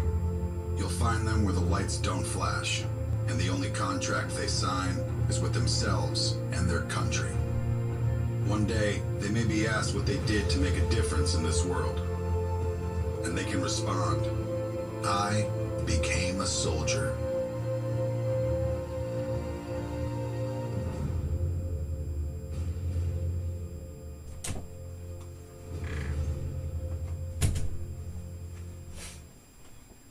Damn. Well, we're back with the MyT Sports Podcast. You know I'm still your host, Randall and Dolphins. Martino. You guys had to see this, right? To my original pants saggers, right? As I'm running up the stairs and trying to make it back to the show, pants are sagging. And if you guys remember how you used to have to run when your pants were sagging, and you had to run a certain way because you couldn't get it, because you didn't want it to get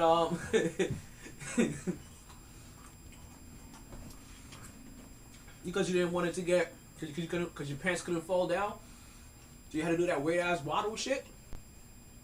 Yeah, let's gotta stop doing that waddle shit. All right. So before we left, I was talking with you guys. I wanted to take you down this little fantasy world. And in this fantasy world, we take a 4-month hiatus before we finish off the season. When we come back, we have about 10 games left. We have a play-in tournament to play. And we also have a playoff to play. Can you imagine how different the landscape may look if before the season is done, you get a 4-month break? You know that means that when we come back, you probably have a healthy Ben Simmons. You definitely have a healthy Steph Curry. You have a healthy Kawhi Leonard. But you also have a healthy LeBron James and a healthy Anthony Davis. Again, with the Lakers actually still in the postseason contention, and now getting all of their guys back, fully rested, to only have to go through what is probably going to be 728. You add a couple more, 30, at most a 40-game crucible, which is like half the season anyway. You try to win it all. Give me everything you got for the next 40 games. The next 2 months.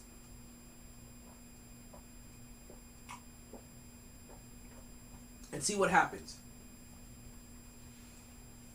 I know what you're saying, like, damn, T. It's kind of unfair. Because then, look at all these people that are injured. Like, it would have changed the whole landscape of the playoffs. It would allow people that really aren't contenders to be able to sneak in and possibly do something. For the team that has the oldest lineup in the world, it allows definitely them to get healthy. It looks like it's just doing it to tailor them. But that was the pandemic, people. Just letting you know. That was the pandemic. That was how your Anthony Davis, that's never healthy to begin with, managed to get dragged through the finish line. Literally dragged through a finish line. After being off for 4 months anyway. How much time did you fucking need to begin with?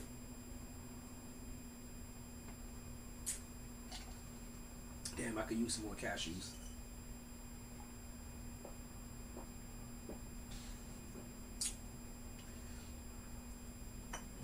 But also think about this. I said Ben Simmons. We got to get back a healthy Ben Simmons, but also we get to get back a fully healthy Kevin Durant. At that too. Vaccinations are a little bit more fully lifted. Don't know if Kyrie can still play in Toronto or not. We're gonna have to check out how that statement holds up in August when we come back for season 8. Holy shit, we have the Ocho.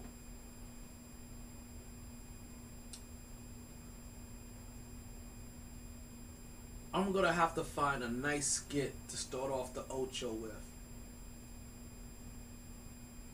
Ooh, I think I already have an idea.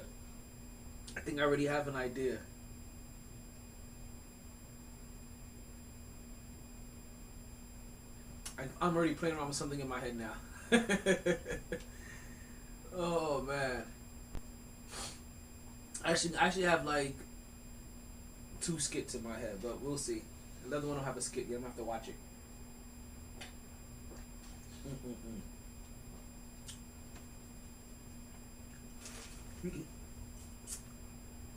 So let's let you guys. Let's want to play around with that, right? And let's pull you guys into that little metaverse. And yo, speaking of that, I think I learned something today. That I have to find a way to get the podcast into the metaverse. To be honest with you, I don't even know what getting the podcast into the metaverse is or means fully yet. Is that 3D shit? Is that putting my thing into 3D goggle shit? Well, if that's the case, yeah, I gotta get my podcast into the meta world. The metaverse. I gotta be over there with Spider-Man and shit like that. I want to be able to point at different versions of myself and be like, oh shit, you got a podcast too? Like, you got a TV show? No, you have a podcast? No, you actually got a radio show? Are we all different versions of talking heads? Like, hell yeah.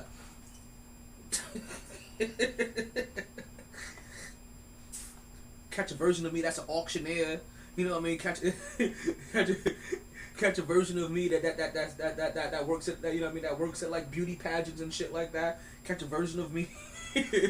Like, it'll be all kinds of shit. Like, all of us are some weird ass talking head. Catch a version of me that's doing Japanese voiceovers for anime. Hudo. Tunagata. No one.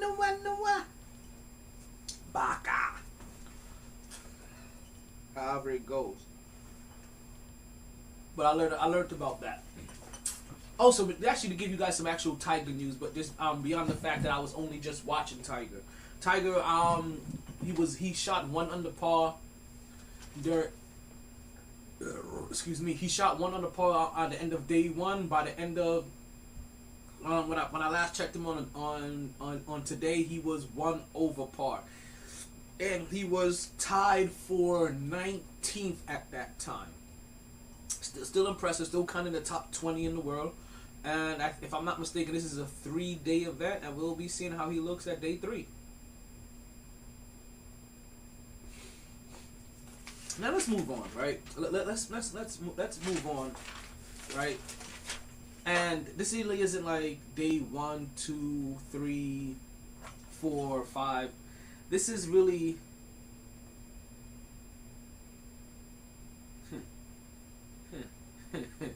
you know what? I hate and I love me sometimes, right? So this is now about day 21, I think, right? I think we're coming up to about maybe about 3 weeks or 4 weeks removed from the incident at the Oscars, right? I think that's the easiest way to say it now, right? The incident at the Oscars without upsetting anybody. I see you looking. Just calm down. Calm the fuck down. Well, the Oscars have officially announced Jada's punishment. Keep my wife's name out your fucking mouth! Okay, my bad. It wasn't her punishment. It's actually your punishment. Sit down. Go back and sit down, because I'll knock you the fuck out. I'm just saying, like I thought I had a billy club beside me. I was just going to take it and whack you into the side of the neck.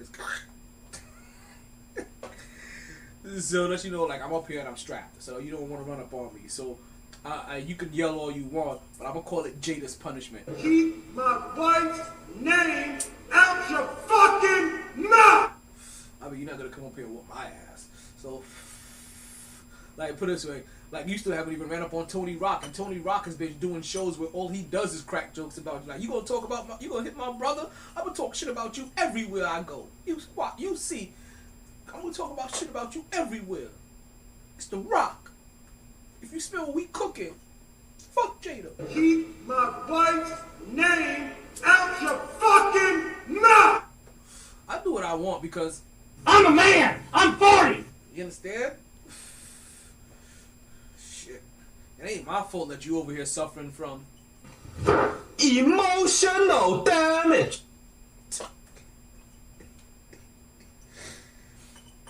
But the Oscars have announced their punishment, and they have announced that Will Smith is banned from the Oscars for 10 years. 10 years.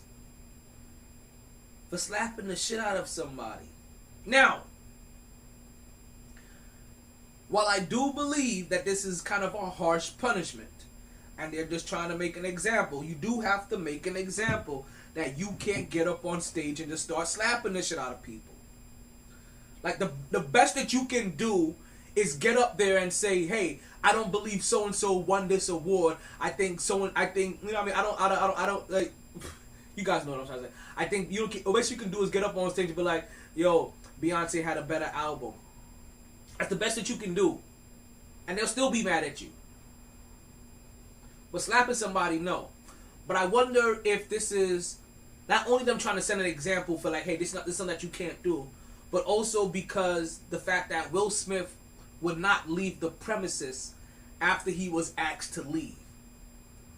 That basically he said, fuck you guys. If you want me to leave, you're going to have to forcibly drag me out of here like Charles Oakley. And then it'll be, and then the narrative would have been completely different. Like, you understand, if they would have dragged him out the Oscars, you know how many black people would have blindly just called it racism? And just talked about that from the racial aspect of it, and not from the actual actions of Will Smith wrongfully smacking another guy just because he's over here suffering from Emotional damage. from Jada fucking everybody in the world. Keep my wife's name out your fucking mouth! Hey, my fault, Pimpin', calm down. Damn.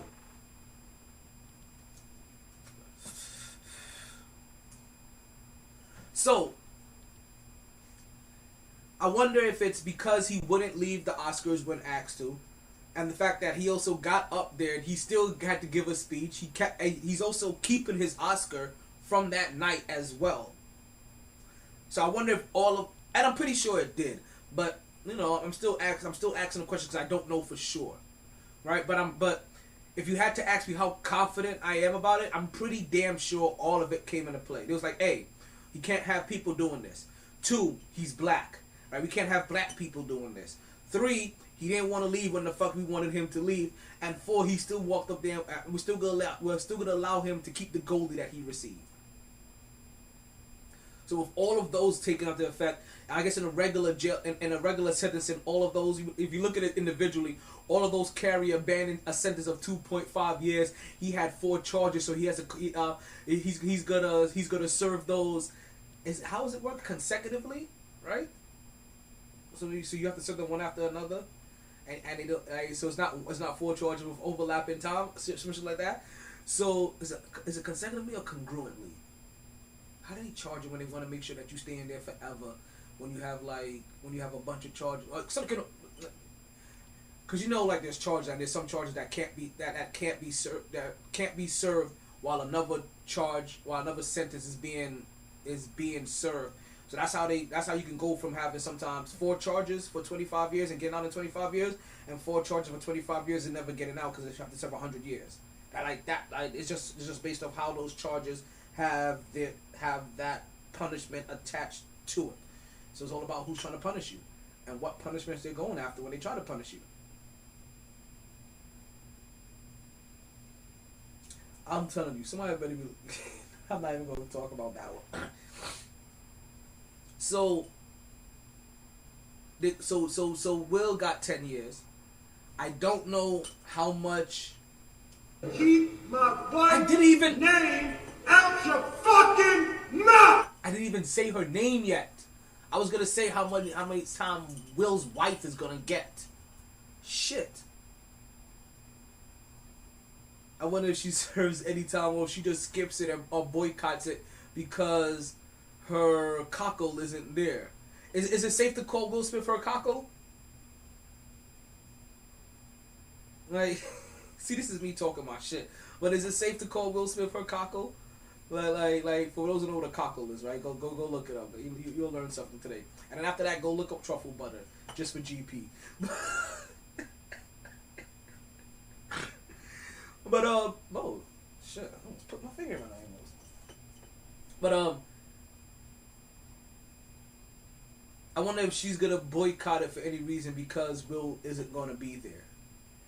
And I wonder how many other nominations is Will going to get during the next 10 years. That's going to be interesting more than anything else, is to see what he would have qualified for over the next 10 years that he can't go and accept. Like this trophy this award goes out to Will Smith. On behalf of Will Smith, we have the Academy of Don't Slap Random Motherfuckers. We have the president of the Academy of Don't Slap Random Motherfuckers coming to accept the award for him. How you guys doing? I'm such right? Like, so I wonder if she's gonna do that. Now, can I be honest with you guys? I'm always honest, but can I be honest with you guys? Can I keep it 100 with you real quick? I still haven't heard the Questlove speech. It's been 3 weeks now. I've mentioned the Questlove speech, acceptance speech for his movie. What was his movie? Summer of Love, right? Where he it's kind of like a documentary where he follows he's making it about it's a movie that follows the black artist of Woodstock around that time. We've always heard about the white artists at this time, so Questlove did one about the black artist. He won an award for it. But nobody knows about that goddamn award because Will Smith smacked this shit out of Chris Rock. But can I tell you? I have it saved on my watch list on Hulu. And now I gotta watch that motherfucker now. And the thing about it,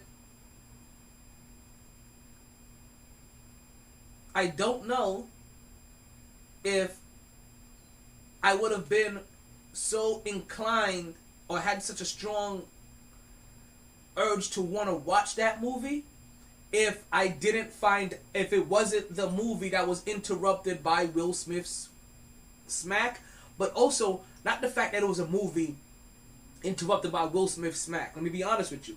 It's because it was a movie that Questlove directed that we didn't know about, that he won an award for, that was interrupted by Will Smith's smack. If this would have been, I'm gonna be honest, like any other random dude, I don't know if I would have say white dude or black dude, right? Because most of the individuals that would have came up there would have, you know what I mean, as directors I know of, are just random white dudes, and there's really only 2, maybe 3 black directors that I know of that I would have been like, ooh, they made this movie, let me go watch. Like, honestly, it's Spike Lee. That's number 1. I didn't know Questlove was out there directing movies, so just because of how much love I have for Questlove and also his goddamn band and him as a musician, right? I'm like, damn, let me see what the fuck Questlove as a director, because him as a musician is over here directing a movie of the musician, so he has a different point of view or different eye. And also, if you know the group that he's part of, you know that they're also kind of looked as a woke and introspective kind of group that you be like, oh, okay, let's see what kind of what kind of introspect you put on this motherfucker.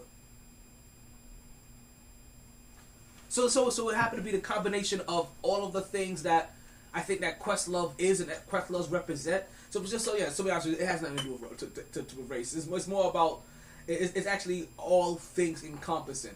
Like, cause I'm trying to think of who would have been there probably could have been a Spanish or a white equivalent that I would have found that would have said like, hey, you know what? They did this shit. Let me check that shit the fuck out.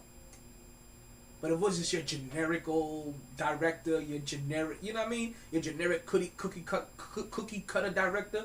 I wouldn't have been so interested. That person would have had to have a little bit of voom to them to make me want to fucking like put them on in my room. If you know what I'm saying. Yo, and you know what I'm saying? I haven't been able to fucking catch this, and I think it's probably over. Okay, Google, what's the score of the Brooklyn and Cavs game? The Nets won 118-107 today against the Cavaliers. Okay. I know Brooklyn needed that momentum to try to sneak up on the scoreboard a little bit. And okay, Google, what's the score of the Houston Rockets and Toronto Raptors game? Today, the Rockets played the Raptors. The final score was 117-115 Raptors. Okay. That may keep the Raptors in position. And Raptors may end up playing the Brooklyn Nets based off how things go. And if that's the case, then we know that Kyrie Irving can't play in Canada. And I know this game is going on right now, this Miami Heat game. I need to catch this game. They need to start fucking with it because milk is chilling. What more can I say? I'm illin'. That's what it is. You got it good. And if you understood, let me catch these hands. All right. And speaking of people that catch with their hands, man, we have to talk about these guys that have been catching bags these last. We have had receivers that been catching balls for that have been catching passes for a whole entire season and some for their whole entire career. Well, now they are catching bags, folks. Well, man, there have been some money thrown around to these receivers. It is lovely. Oh, I gotta call my niece. Shit. It's her birthday. Oh my God. Hold up. Wait a minute. I gotta rewind this whole entire podcast. And not even so much rewind the podcast. I'm sorry. I gotta take a small. I fucked up as an uncle break. Hold on. Yo, like my boy Chillwell likes to say, yo, DJ MyT, drop that beat.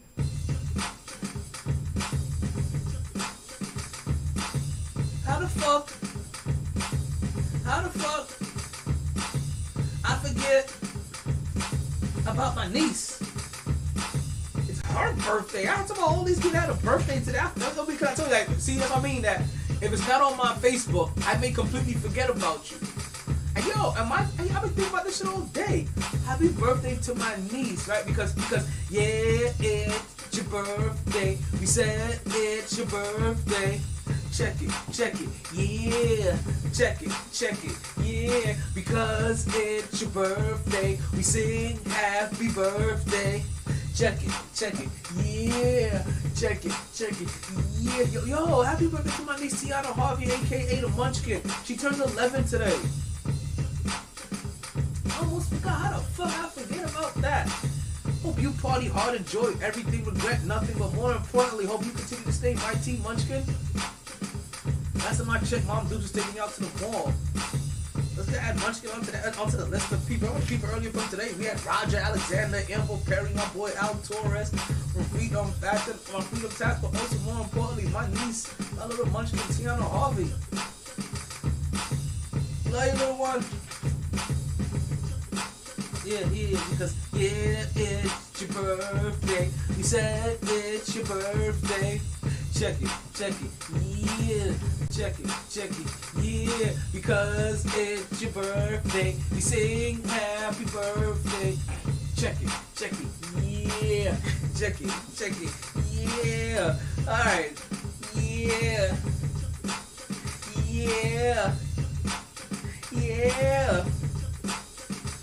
Alright, like my boy Chill likes to say, hey, DJ MyT, cut the beat. That's right. Now I remember how you came up in conversation earlier.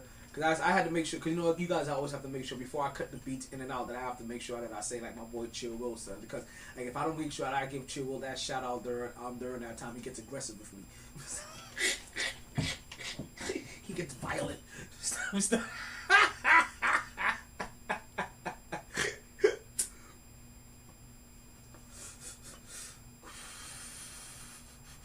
You guys know, like the only smoke that I want is the one that I have in my pipe. And you know what's fucked up? Cause I just replaced the smoked weed. Like dropped like 2 seconds ago for the goddamn. Keep my wife's name out your fucking mouth. I wasn't even gonna say jaded. I was about to say I'm over here getting jaded. Man, you get on my damn nerves. Rat, dirty, Turkish, Archibald, Flatten, Barton, Philip, Bunker, Barton, Perkaluma, Burton, Durton, Boston, Martin, and Attenborough.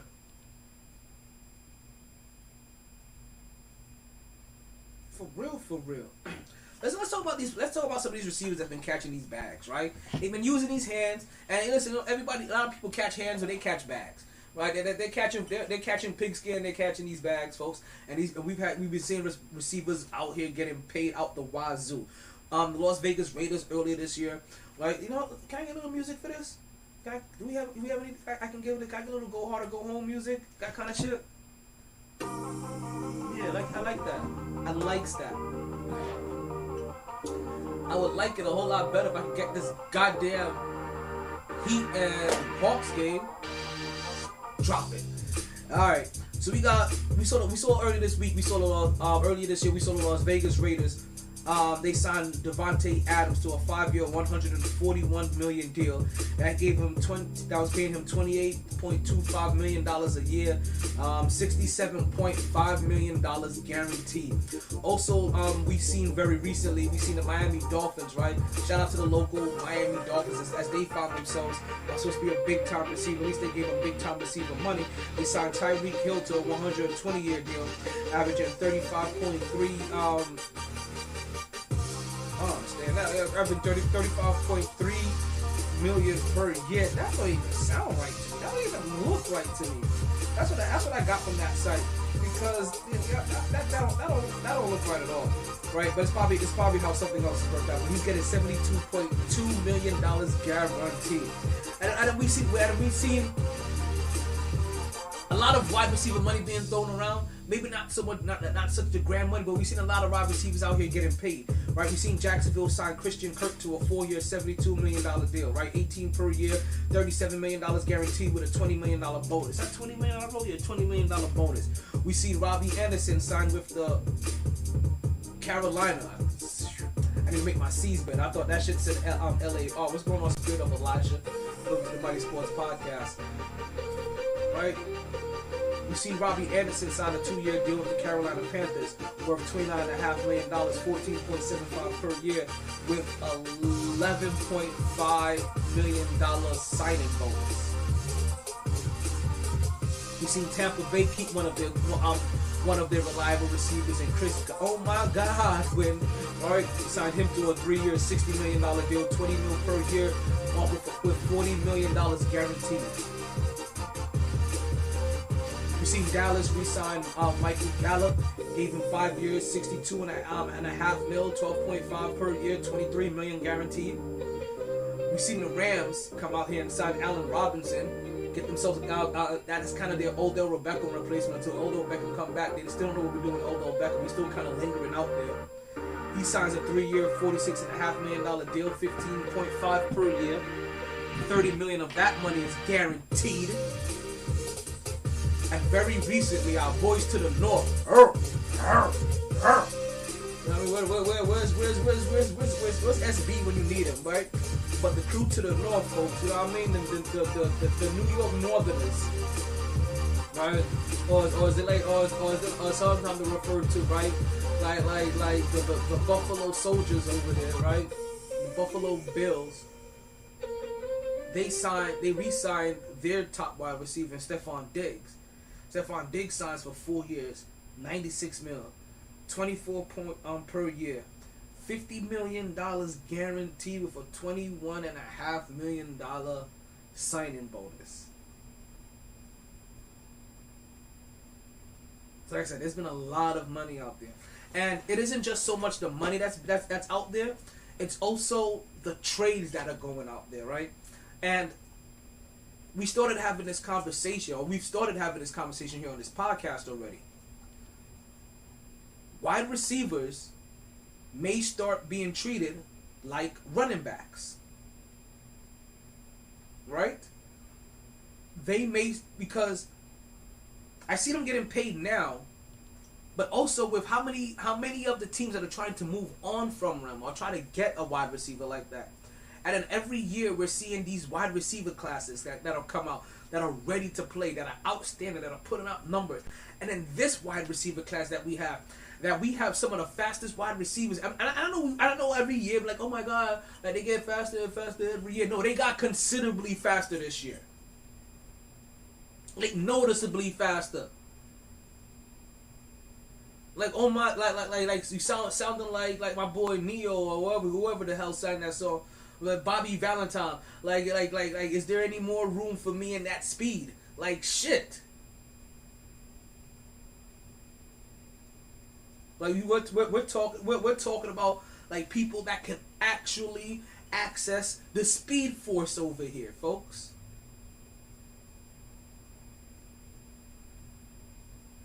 Like we are seeing.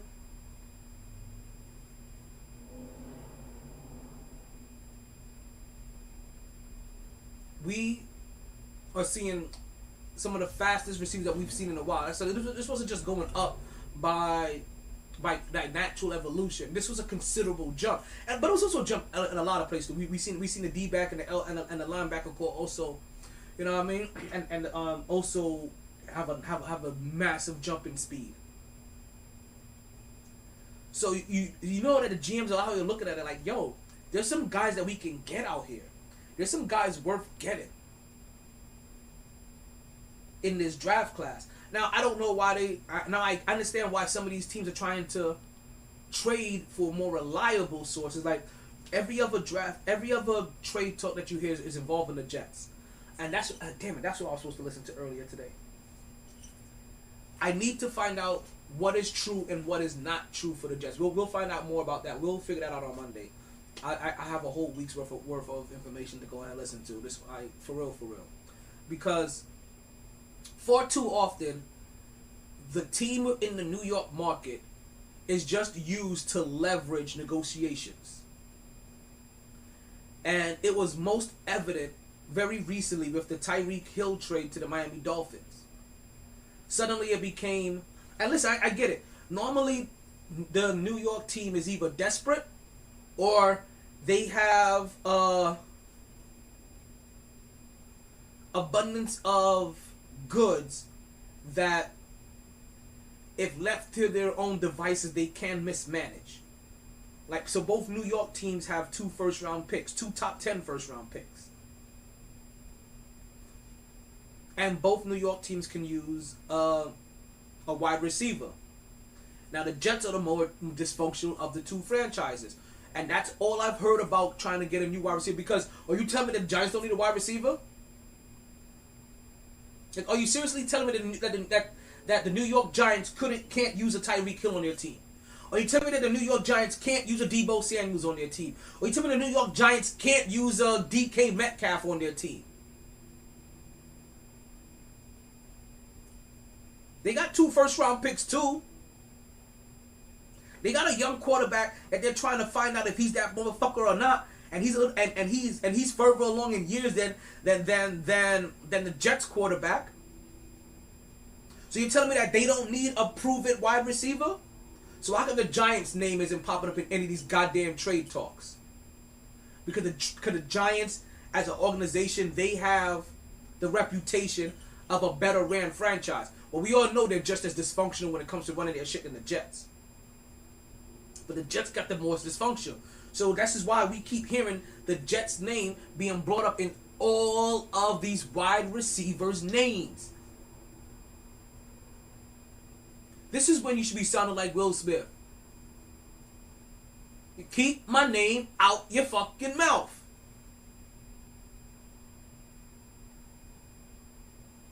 Because like I said, what was it? Tyreek Hill.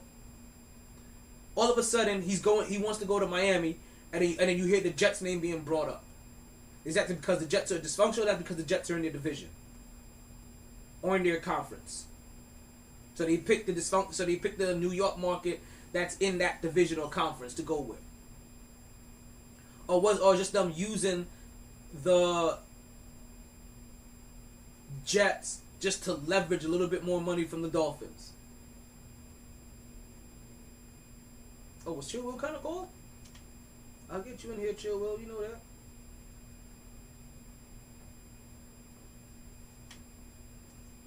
But like I said, I find it odd that it's only the Jets that name is being brought up.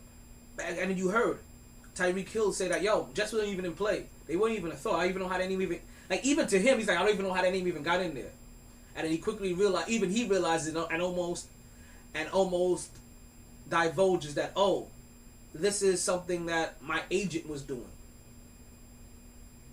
So the agent automatically uses the New York market team to gain leverage. And then also, if you use a New York market team, you got, and I'm just going to throw out a number, you have 10 million fans in New York, right? If you could go ahead and trigger a quarter of them, 2.5 million of them, to all of a sudden go seek out whatever story, whatever headline, or whatever thing that you have, that's all of a sudden your clickbait. That's all of a sudden your headline. That's all of a sudden all of the momentum that you need to make something go trending or to be popular. Is involve the right media market as well. Part of the reason why the New York team gets used, because they're also utilizing that media market to help spread their word and help spread their message. Tyreek Hill could have went to Miami and there not been an emotional outcry. You say that there's a possibility he could go to New York Jets or to Miami. All of a sudden, because there's fucking 25% of the New Yorkers out there that are now fantasizing about getting fucking Tyreek Hill. There's another 25% of them out there that are infuriated and don't want shit to do with them. And then half of them are sitting back there like, we'll just wait and see. They over here playing like Eeyore from fucking Winnie the Pooh and shit. You guys go ahead and get all worked up about Tyreek Hill. I'm just going to sit here and wait to see what happens. And I think too often the New York team and the New York market is just utilized for that for those reasons at all. And half of the time, 75% of the time, that person has no interest in New York. And I'm telling you this, and I get it. This is an old tactic that was really, really, really useful back in the day before media before everybody could become their own media outlet or their own media source. Back when it was only these four major people that are now running all of the media outlets or whatever in some shape, way, form, they be like, okay, let's go ahead and put out this story and we'll go ahead and drop. No, now you don't have to worry about that. But some of these draconian tactics are still used. Old time and outdated shit. Outdated tactics.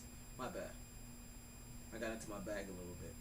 You guys had me over here fucking with like got me chilling in an open space. Got my legs half crossed. I'm feeling like I'm doing like that late night talk show shit.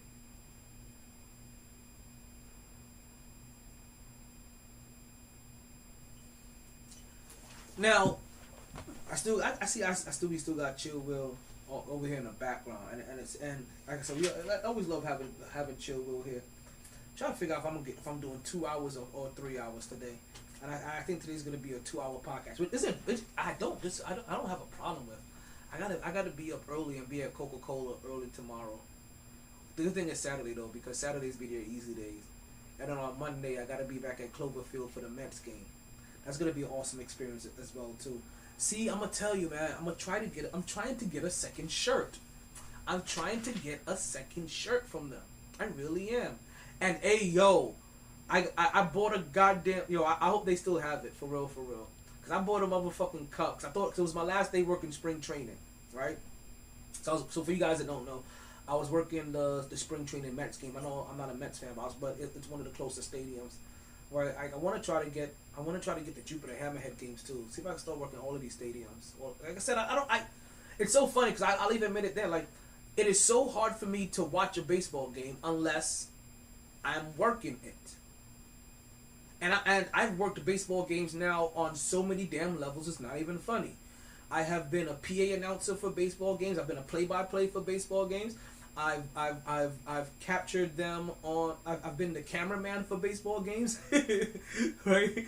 I've been, and I've also now worked the concessions for baseball games. Like, I have done everything, and I've learned that I can't stay awake to watch a baseball game unless I am working. And you put me to sit down in those stands, or you put me in front of my television to watch that motherfucker, and I am out like a light. Like I took a Xanny for the night trying to catch a flight. You know what I mean? So yeah, I'll be back with them on Monday, and it's actually impressive. And that's actually a good thing about this, right? Is that because this is how I know that they kind of like me, because I worked there. I worked the New York Mets, right, for preseason. What I'm gonna be working on Monday is for the Port St. Lucie Mets, which is their single A team.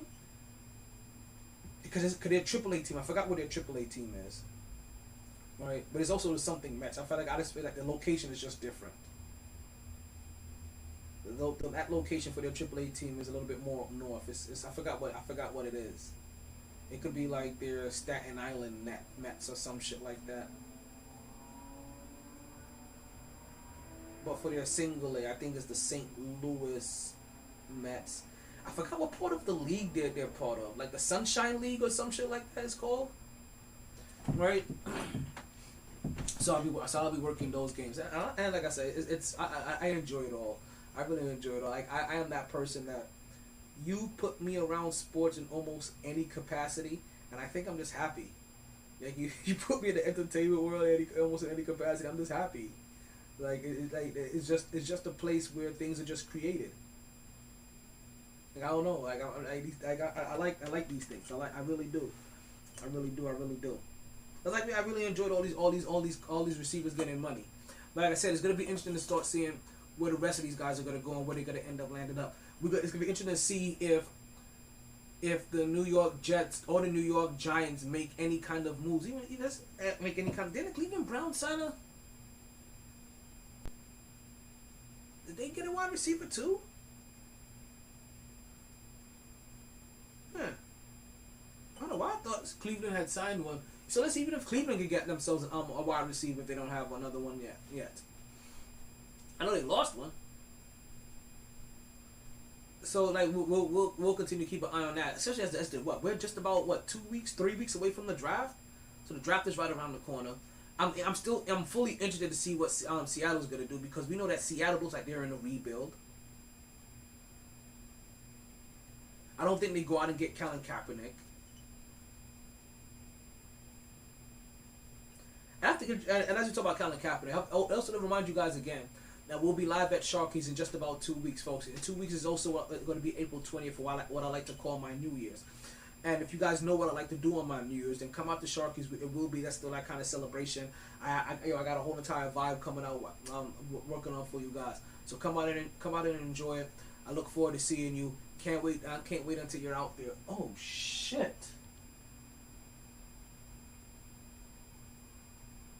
I just realized something. Ooh.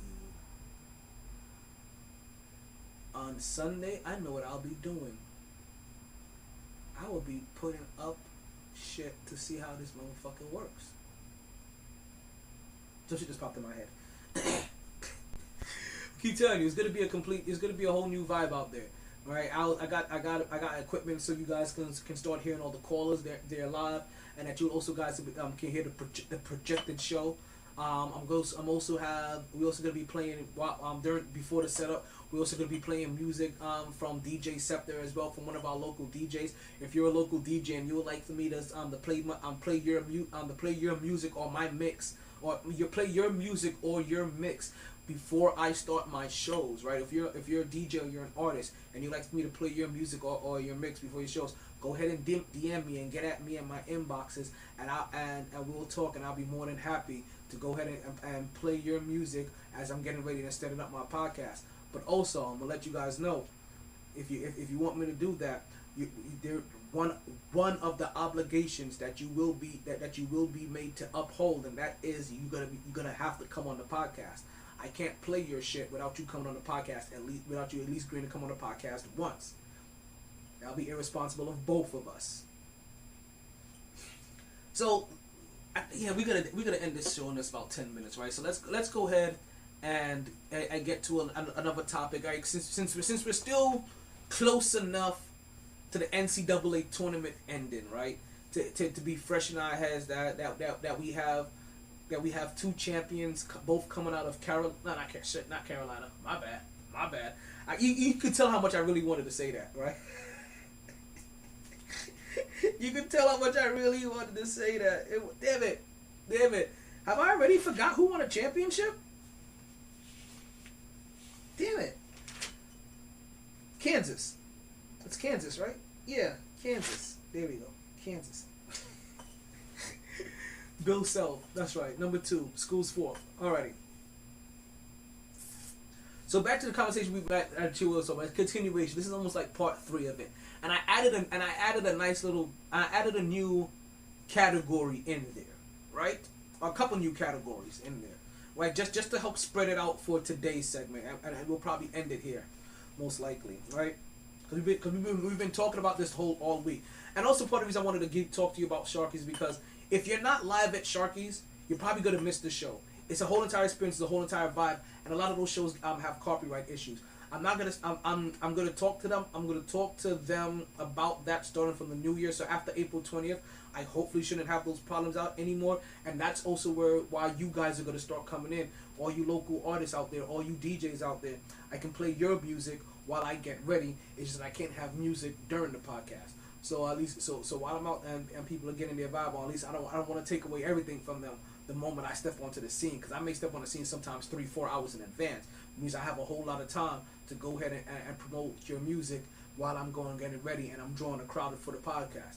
And then also gives me something to play while I'm also breaking down. You guys, you holler at me. So let's get into this little nice little college edition. People always say that I don't talk enough college sports. I don't love the college game. I you know what I mean? But granted, I would watch Tiger Woods coming back and playing the Masters after having almost a fatal car accident over 98% of any college sports, right? But I think that specific scenario with that Tiger Woods presented, I think a lot of people would have chosen is to see him walk the field and take a couple of swings, you know what I mean, just to see what it looks like. But who doesn't want to be part of the say like, hey, I saw some of Tiger's first swings coming back, or if he does make a significant run, that I did see him, like, he was looking good. You know how you go like, I did see him in that first round, like, he was looking good. I know he only went 1 under par, but you can tell he still had that swing, if you know what I mean. You know what I mean? Alright, so let's take a swing at the college edition of our segment, right? A little homeschooling of sorts. Now, what we've been doing, we've been looking at some of the top players in the NBA and trying to figure out what school they went to, right? This conversation came about not only because of the NCAA tournament, but also we was talking about Coach Calipari and how he doesn't win a lot of championships, but how his program puts a lot of players and a lot of stars in the league, right? I think we may have to dial it down maybe from stars in the league to just players, right? And not to say he don't have stars in the league, but I think he has a lot more players than he has stars. and we were looking at specifically stars because at first when we did this, we broke down the first top 20. We broke down the top 20 list, and we were able to get through the first 15 up until today. Now, because we are down to our last 5, right? And so also I want to remind people, don't so much pay attention to who is the top 5, right? It's more about what school these guys went to.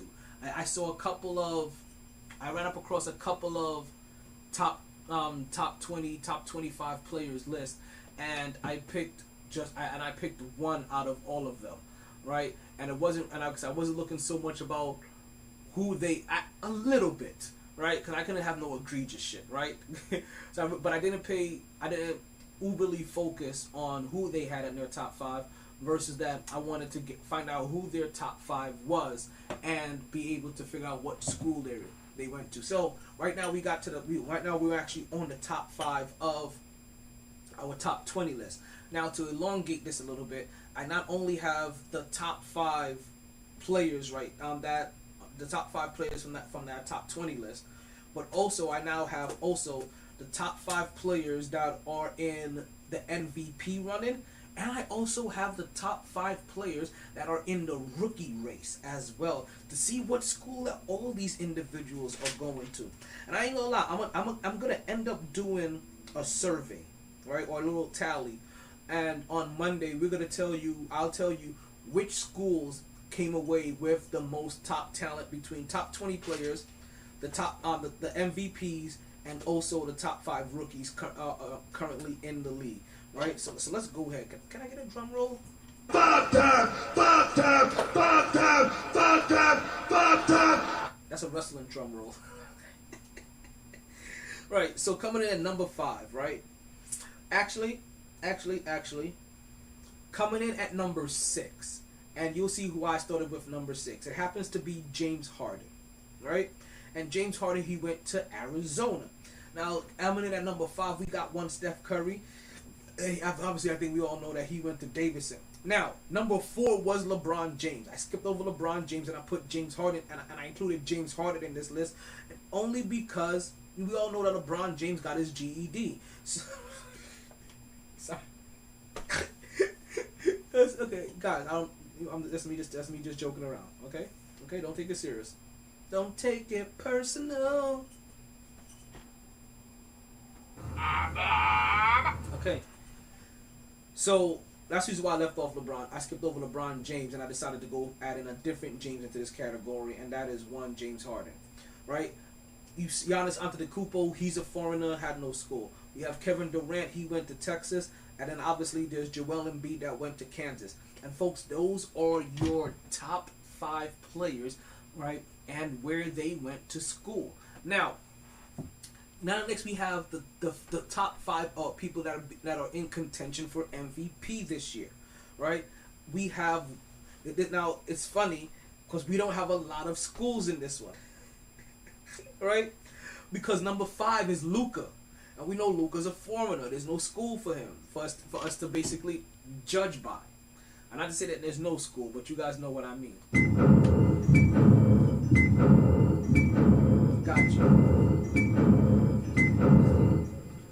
Booker T, he went to Kentucky. He's able to fall underneath that Calipari umbrella. We have Giannis Antetokounmpo. Actually, that's kind of out of order because he's number 2 for MVP vote.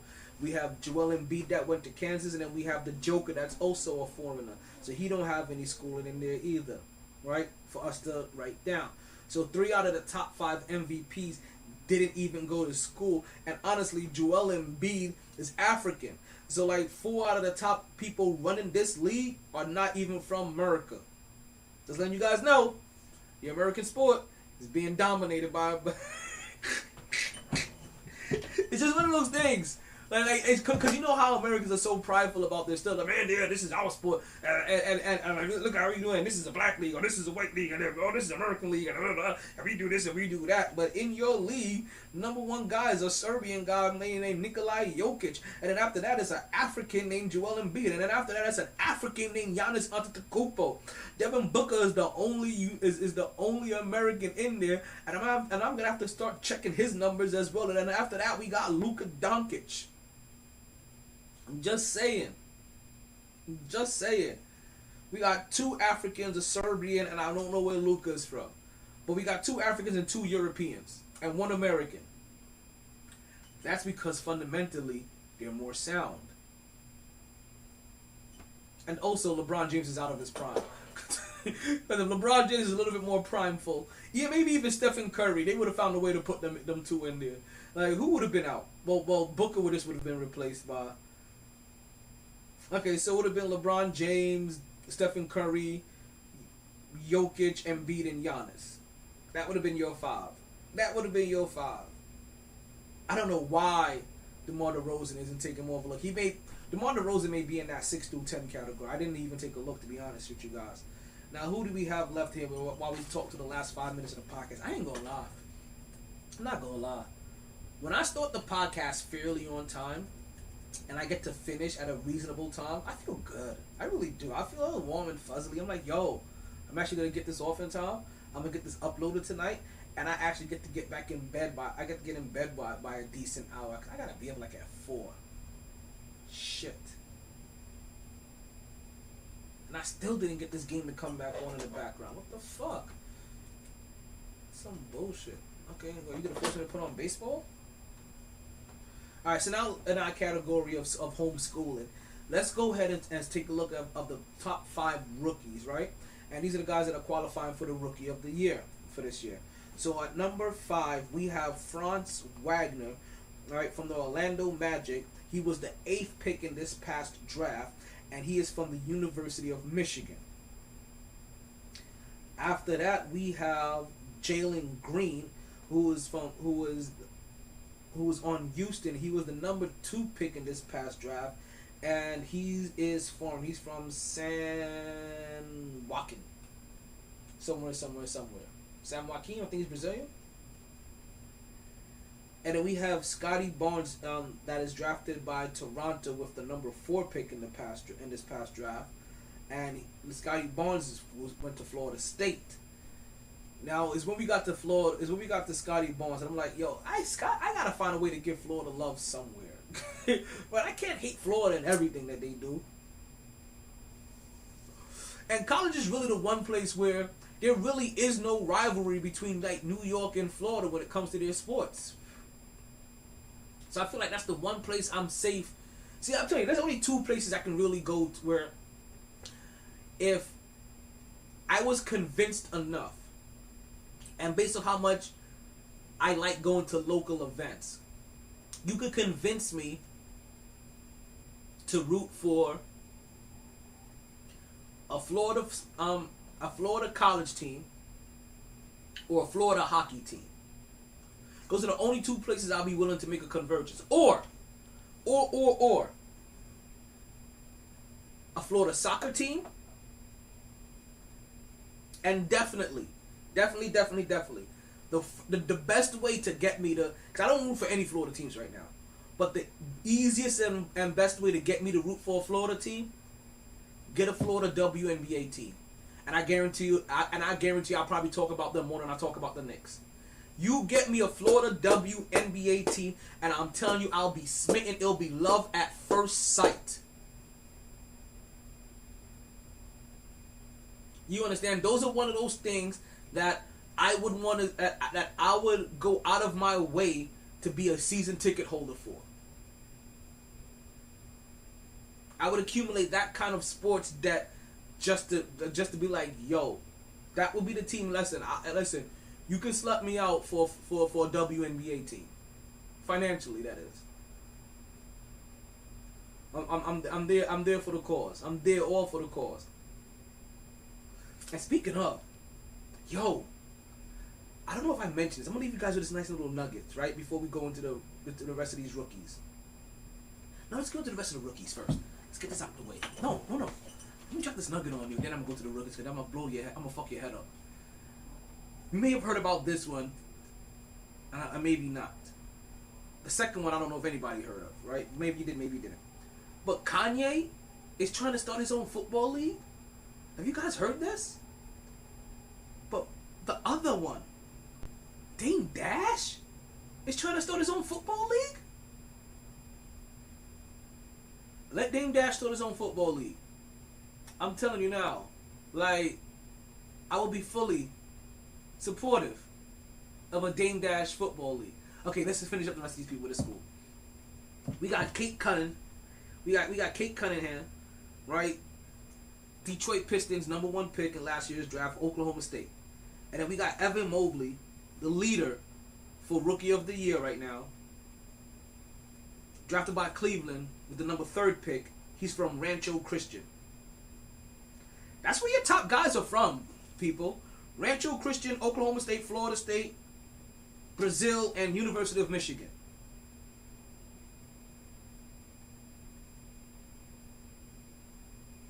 So this must be one of those things where, and really what it is, right? To really help explain it to you guys, because really, like the thing that we were looking for, we didn't find, which is okay. Like not everything that you go looking for, you're gonna find.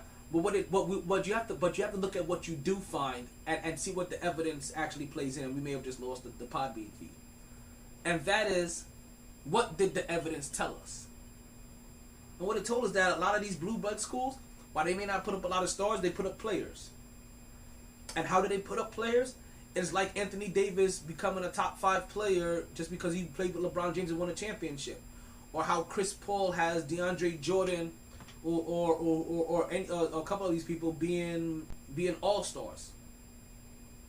Right? Sometimes you're on just a good enough team that you get noticed or you get extra hype because of where you're at. Where some of these guys, they take on a much bigger responsibility. They say, hey, I can even go to the team that has all these 7 known guys, right, and see what they do, or I can take my team to the same spot and I'm the only one there. We both get eliminated in the same round, but they did it with 7 they did it with 7 stars, and I did it by my lonesome. See? Things become different. But folks, that's the Mighty Sports Podcast. I want to thank you guys for listening. Don't forget that you can find us everywhere that you listen to your podcast, that you listen to podcasts, that you can watch us everywhere that you watch podcasts at. Don't forget to listen, like, share, and more importantly, subscribe so that you can hear that little bing bong every time that we go live. Thank you guys for listening. Like the boy Toby and Wigway says, continue to catch a wave that never subsides, but also remember to make yourself the person that you would want to hire. Just always think about that. Be the person that you would want to work for you. I'm out of here. I have to do this again. I always have to do this. Like my boy Chill Will. Actually, I don't have to use Chill Will for this one. Hey, yo, can you please drop the outro so I can stop rambling? Sorry, B. I tried. Honest. Really though? All the bandwidth in the world couldn't keep me contained. No lag, no lag. Gonna share my talents with Podbean Live. Always knew I'd take the pod there. Just a lot later than a lot of listeners thought. Last of the real gabbers. Well, maybe not the last. Munchkin got good mic skills. New, improved MyT podcaster. Potting down now.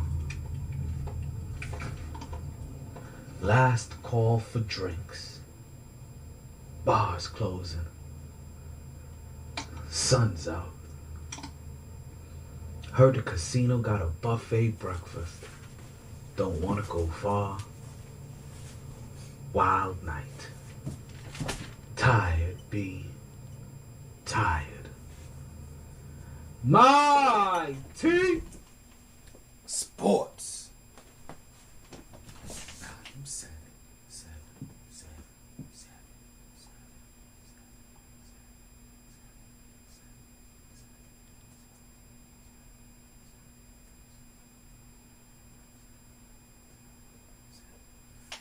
Okay, let's make sure we stop this YouTube feed so I don't start putting it on my goddamn television and they catch me